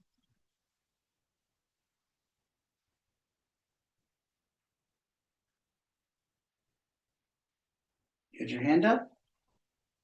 Sir, No? you said 210, Bharadwaj? Yeah, 210, please. Okay. That is more better. That lead ID number is more better. Okay, I'll do that. Okay. So some of the great leaders which I observed, they will have more clarity on their vision. They're more genuine. They are empathy. I am seeing our current Prime Minister Narendra Modi as a leader, and in my perspective, he is just a task maker. He inspired peoples. He is conducting lot of direct talk with people over different medias, and he will make the people stay connected with his speeches. And before reacting to anything, he will take a pause and he will understand the situation emotionally, both in stressful situations, and even he will get a stronger comeback. Right. And he will make people self-respected. If you take, for example, if you take Operation Sindur, after conducting that Operation Sindur, he made people respect ourselves. Indians are proud of by the way he conducted the Operation Sindur. So that is the main quality of leader I observed in Narendra Modi as a leader.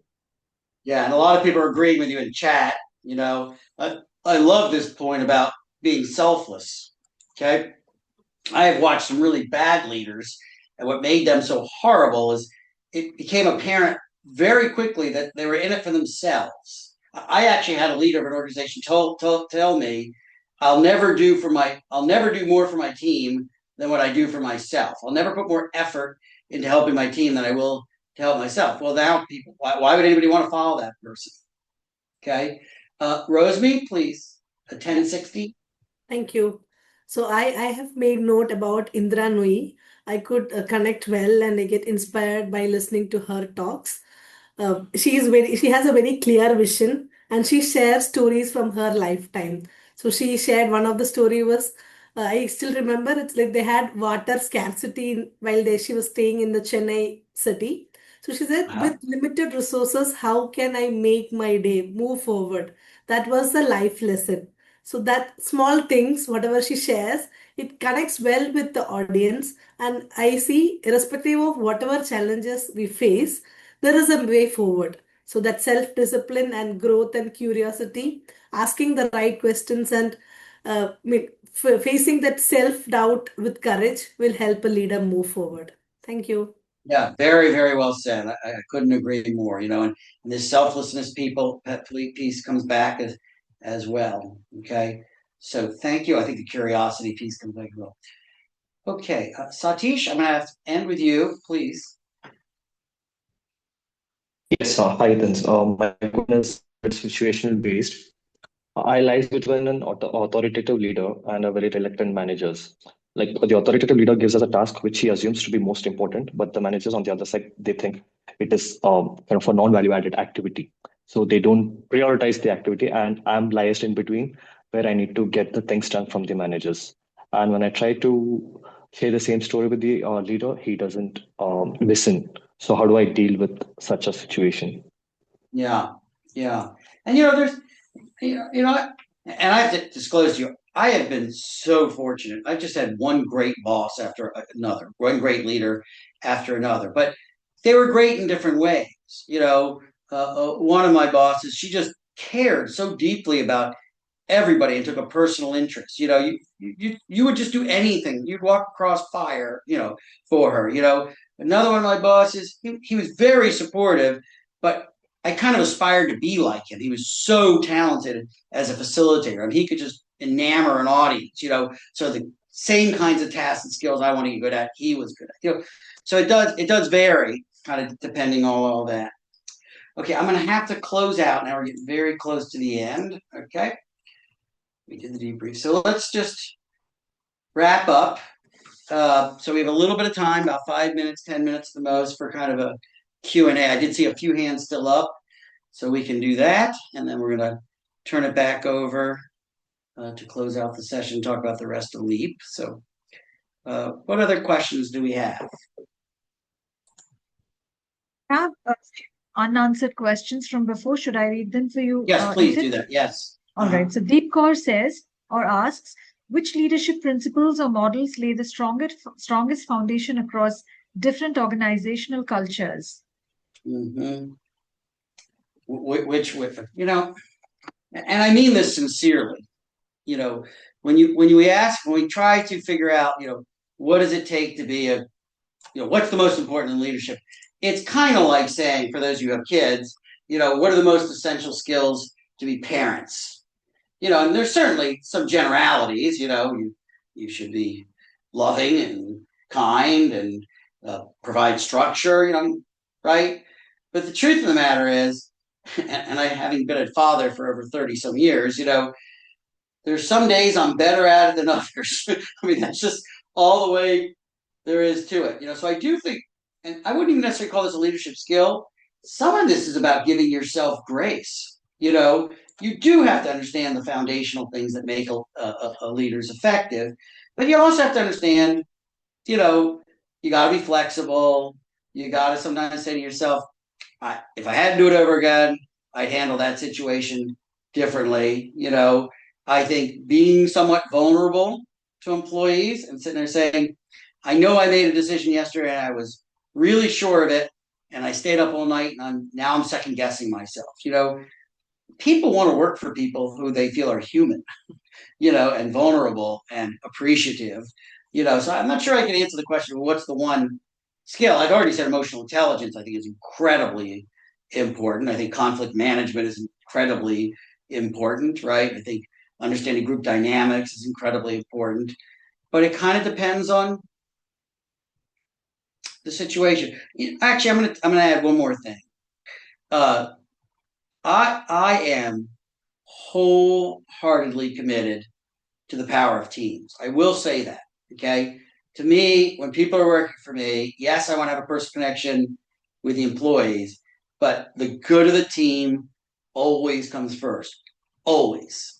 Right. And in fact, my last team at AARP, we laughed that we described ourselves like a pack of wolves, right? No matter what came up, no matter what problem one individual was trying to solve, no matter what really challenging problem was dumped on our lap, we just attacked it all together. And in fact, I would tell you, most work products that came out of our group, you'd never be able to tell you who actually did it, right? Because there's so much sharing back and forth and, kind of mind melding.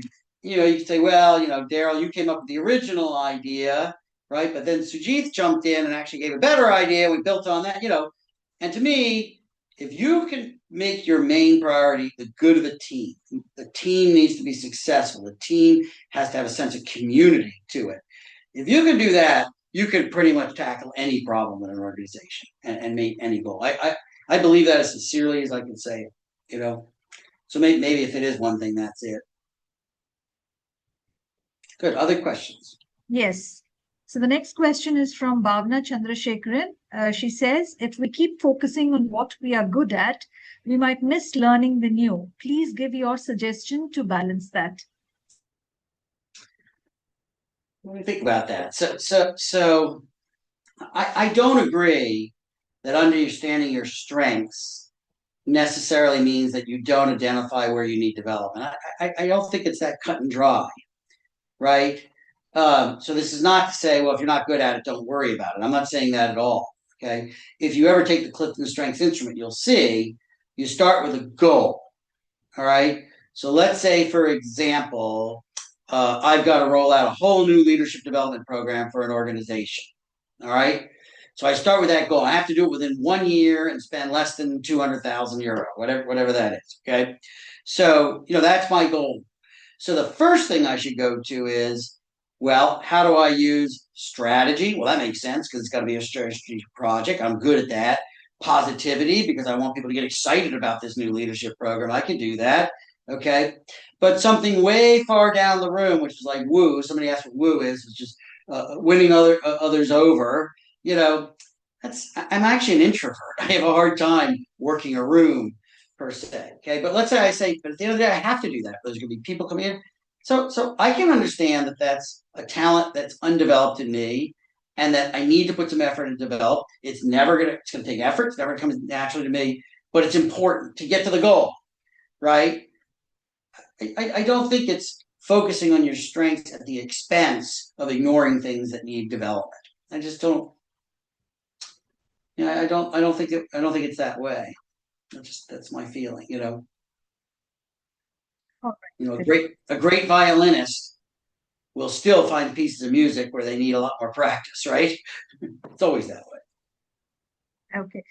The next question is from Lata that you've already answered. What is WOO? WOO stands for winning over others. The Yes. next question is from Dave. Dave asks, how would you guide a new leader or blood to think strategic, in brackets, 30,000 feet in the air, when this style of thinking is usually grown from manager to a directorial level? Yeah, and I answered a few of these in chat, just as many as I could while you were in the breakout. And I do teach strategic planning. I've done lots and lots of strategic planning. So first of all, the key to strategy is strategic thinking. And strategic thinking is not something a lot of people are good at. You know, we tend to live in this very operational world.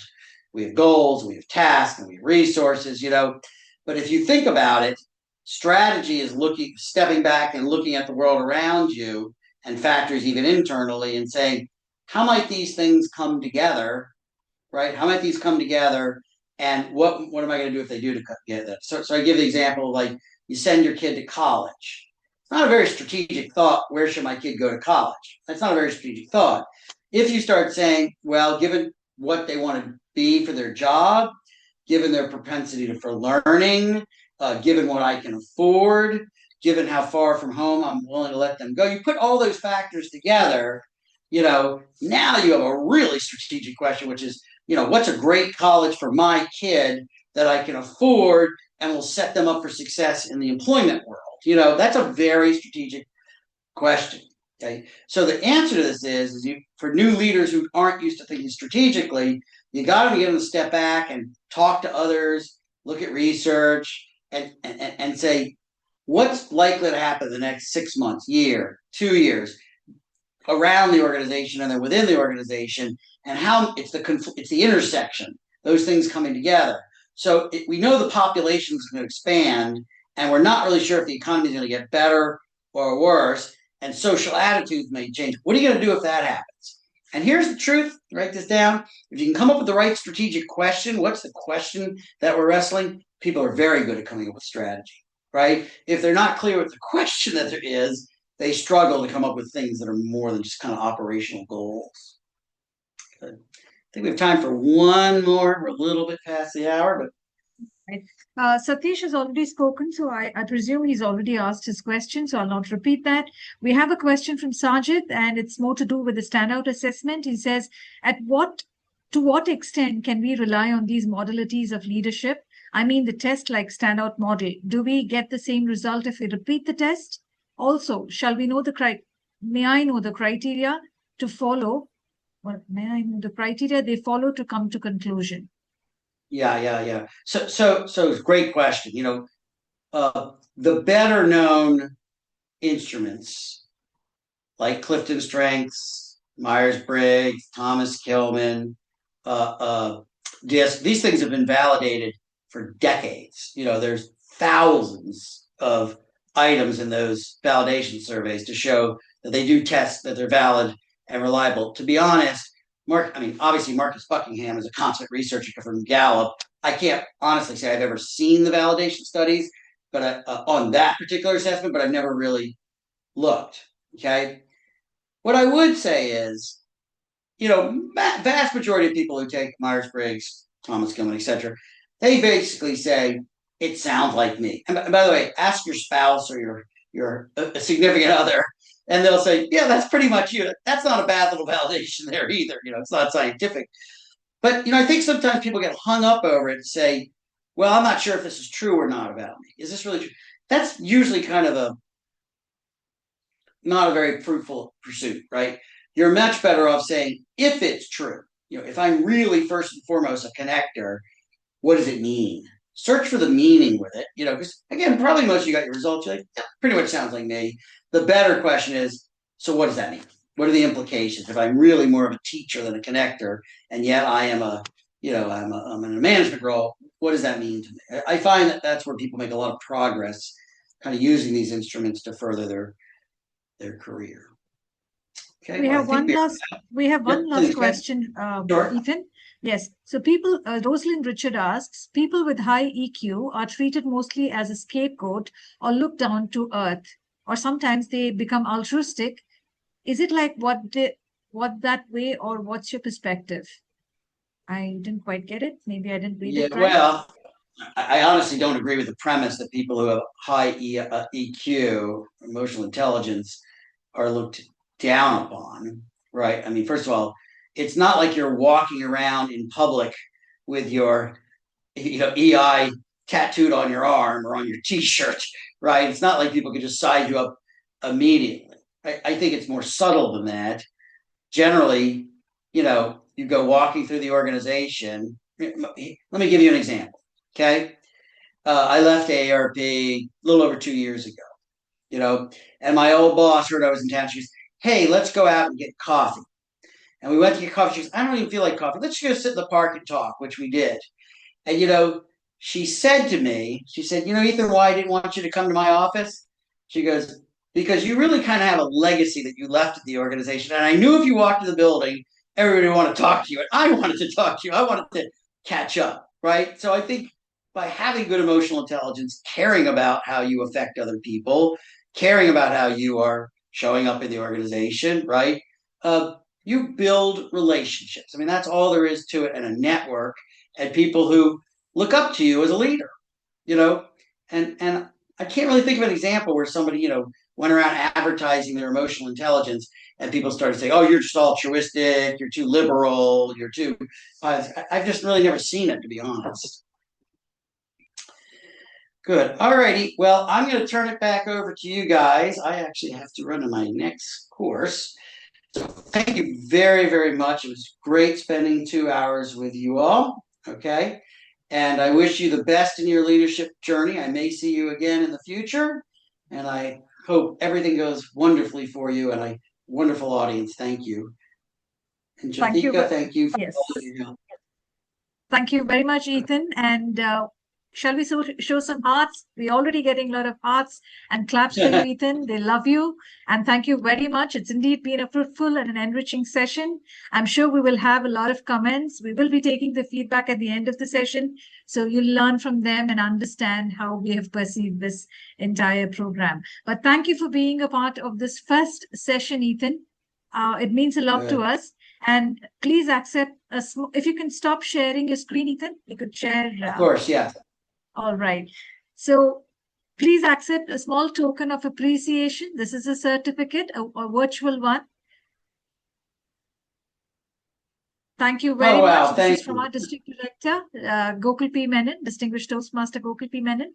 Thank you very much. It really means a lot. I appreciate it. Thank you all very much, and best of luck. Take care. Thank you. Thank you very much, Ethan. All right. So the first session is over, and I hope all of you have taken some points or key points to your life, in your life. And some of the points that I have learned, or some points that really stood out for me, is leadership is about stage in life and not the age. I think that's very profound, right? When we talk about leadership, we talk about age. Age has nothing to do with it, but stage is. As a leader, we need to get to know people. We have to set expectation and balance it out.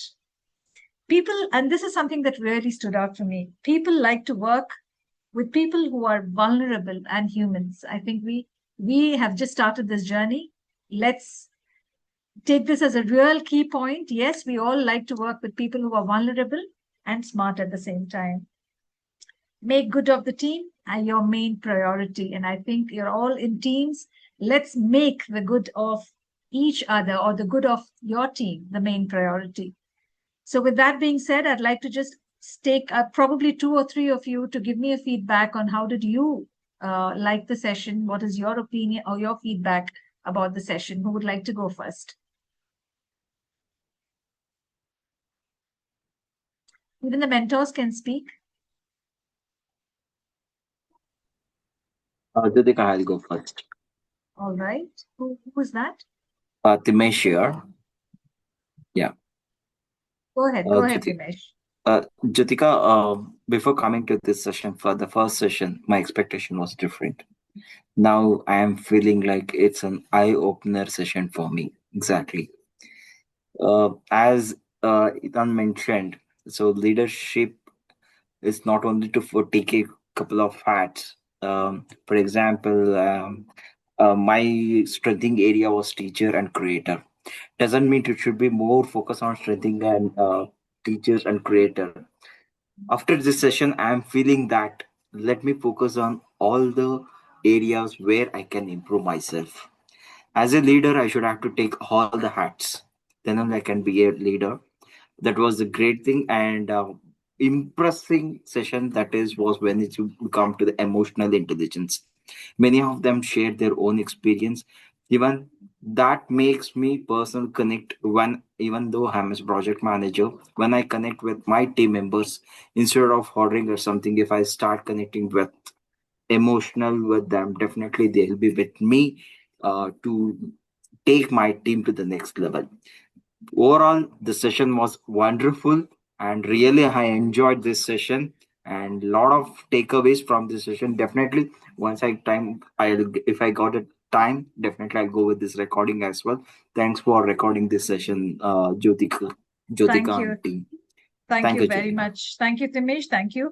Yes, indeed. Whatever we learn here is just the tip of the iceberg and even lesser than the tip of the iceberg because leadership is an ocean and it will Yes. take time. 2 hours is not just enough to know about leadership. It's just the tip of the iceberg.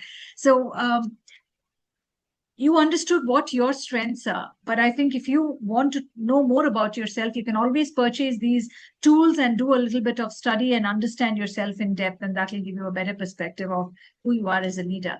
All right. And thank you, Timesh, for that. Anyone else would like to speak? One more person, and then after that, I can move on to Daryl for the instructions to just give you the instruction for the next session.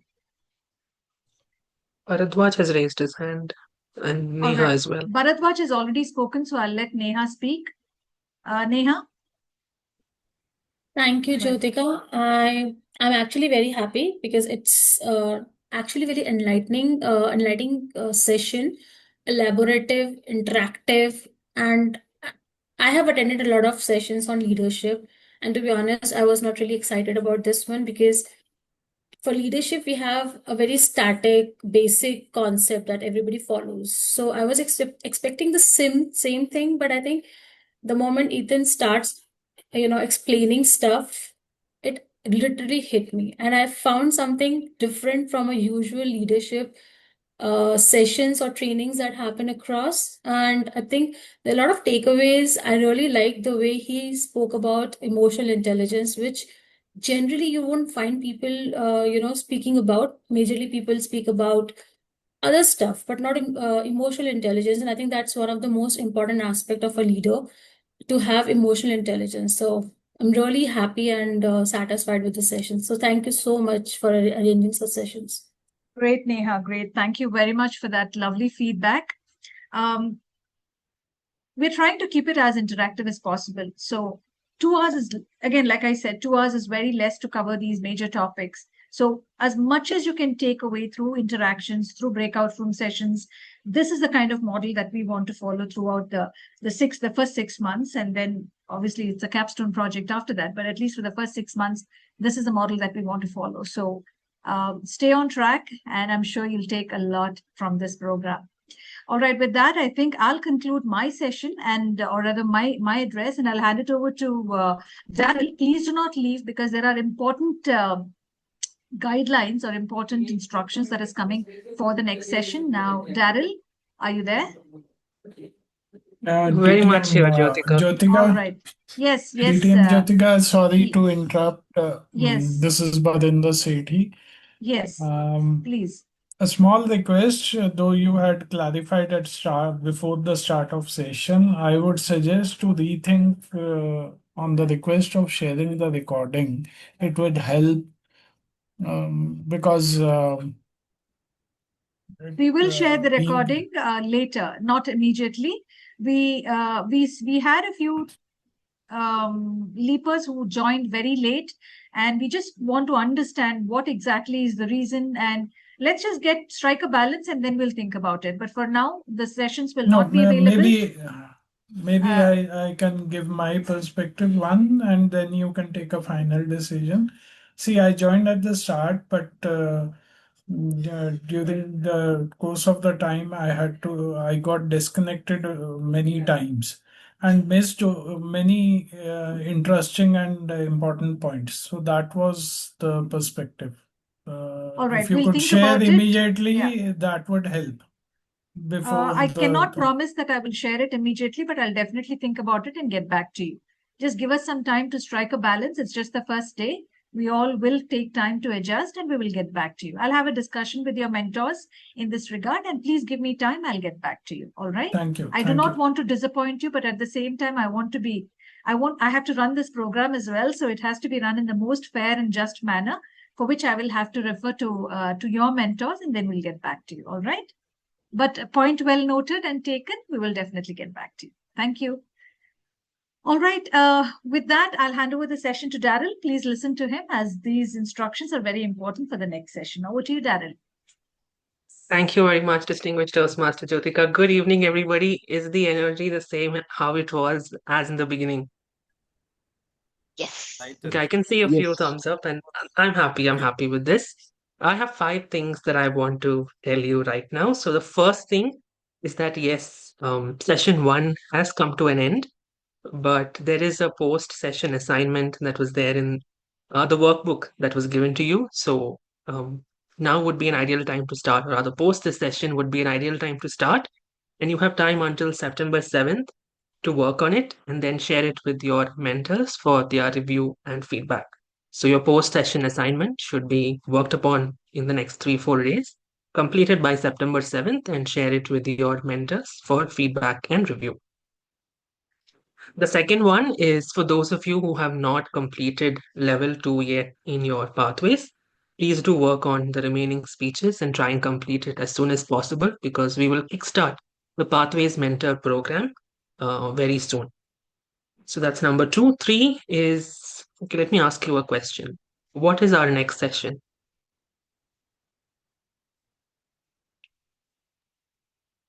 All right, I was waiting for an answer, but it's okay. You can go back and refer to your handbook that was shared over email early this morning.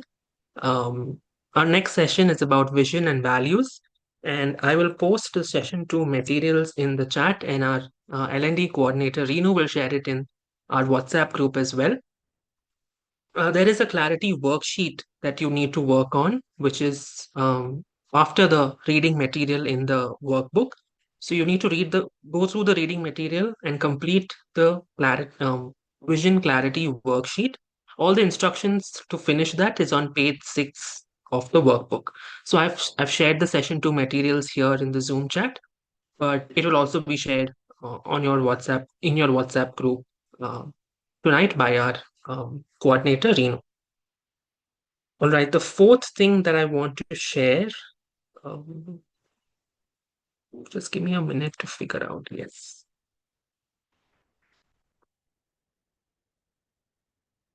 It's time to now submit your feedback for today's session, the trainer, the content, and everything that was discussed today. So please take the next 3 to 5 minutes to submit your feedback, and this is open for both leapers as well as mentors. The link has been shared in Zoom, and I will also post it in WhatsApp for your reference. So let's take 3 to 5 minutes, and this is compulsory for your attendance to be marked. So please do go ahead. We will come back to you with regard to your group leader. That is something different. Mentor and group leaders are different.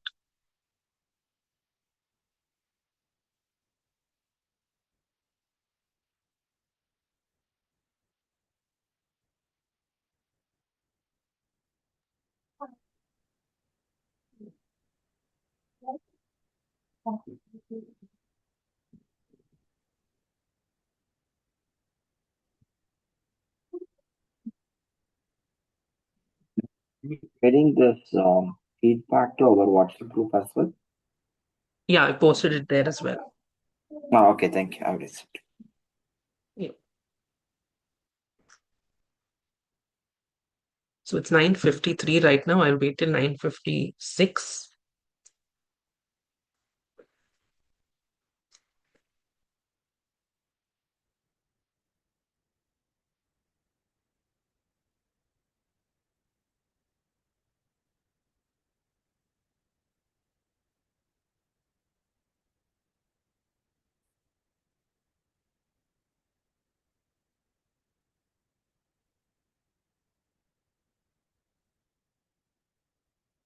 Your 2 minutes more.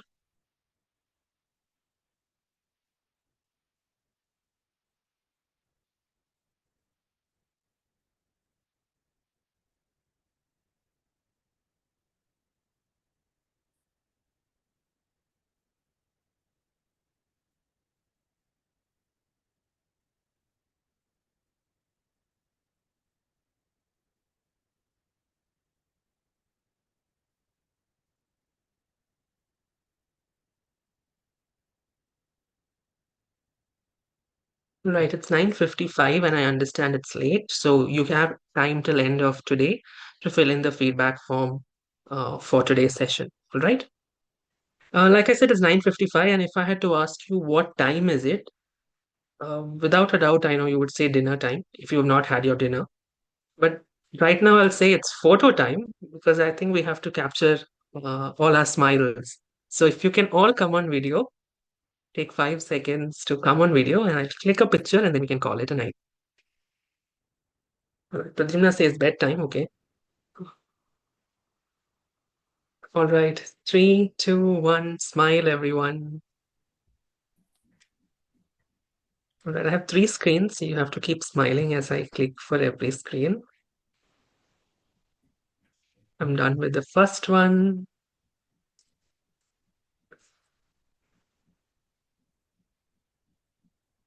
Great. Slide 2 is also done. Screen 2 is also done. Moving to screen 3.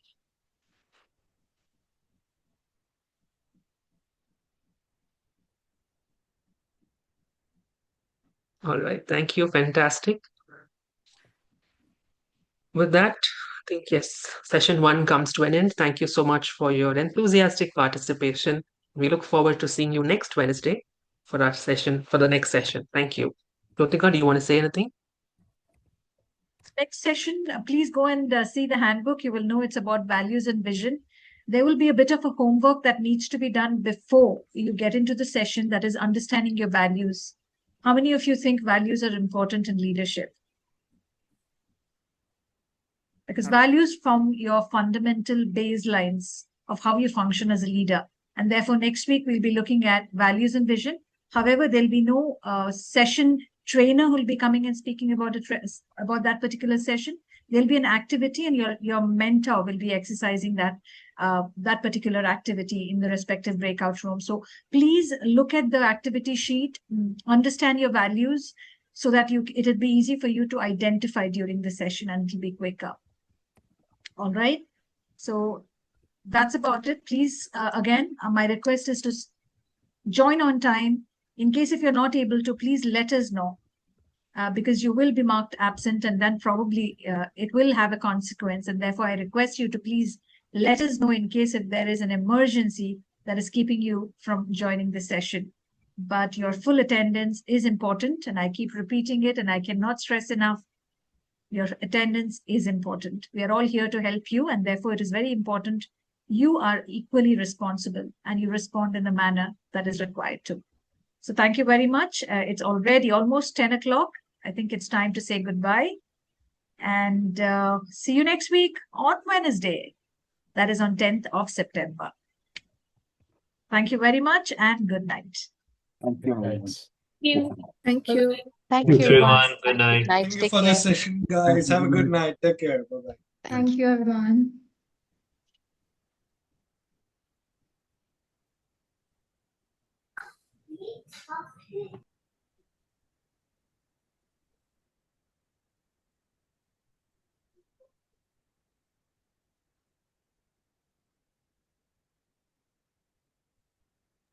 Jyotika, you can stop the recording.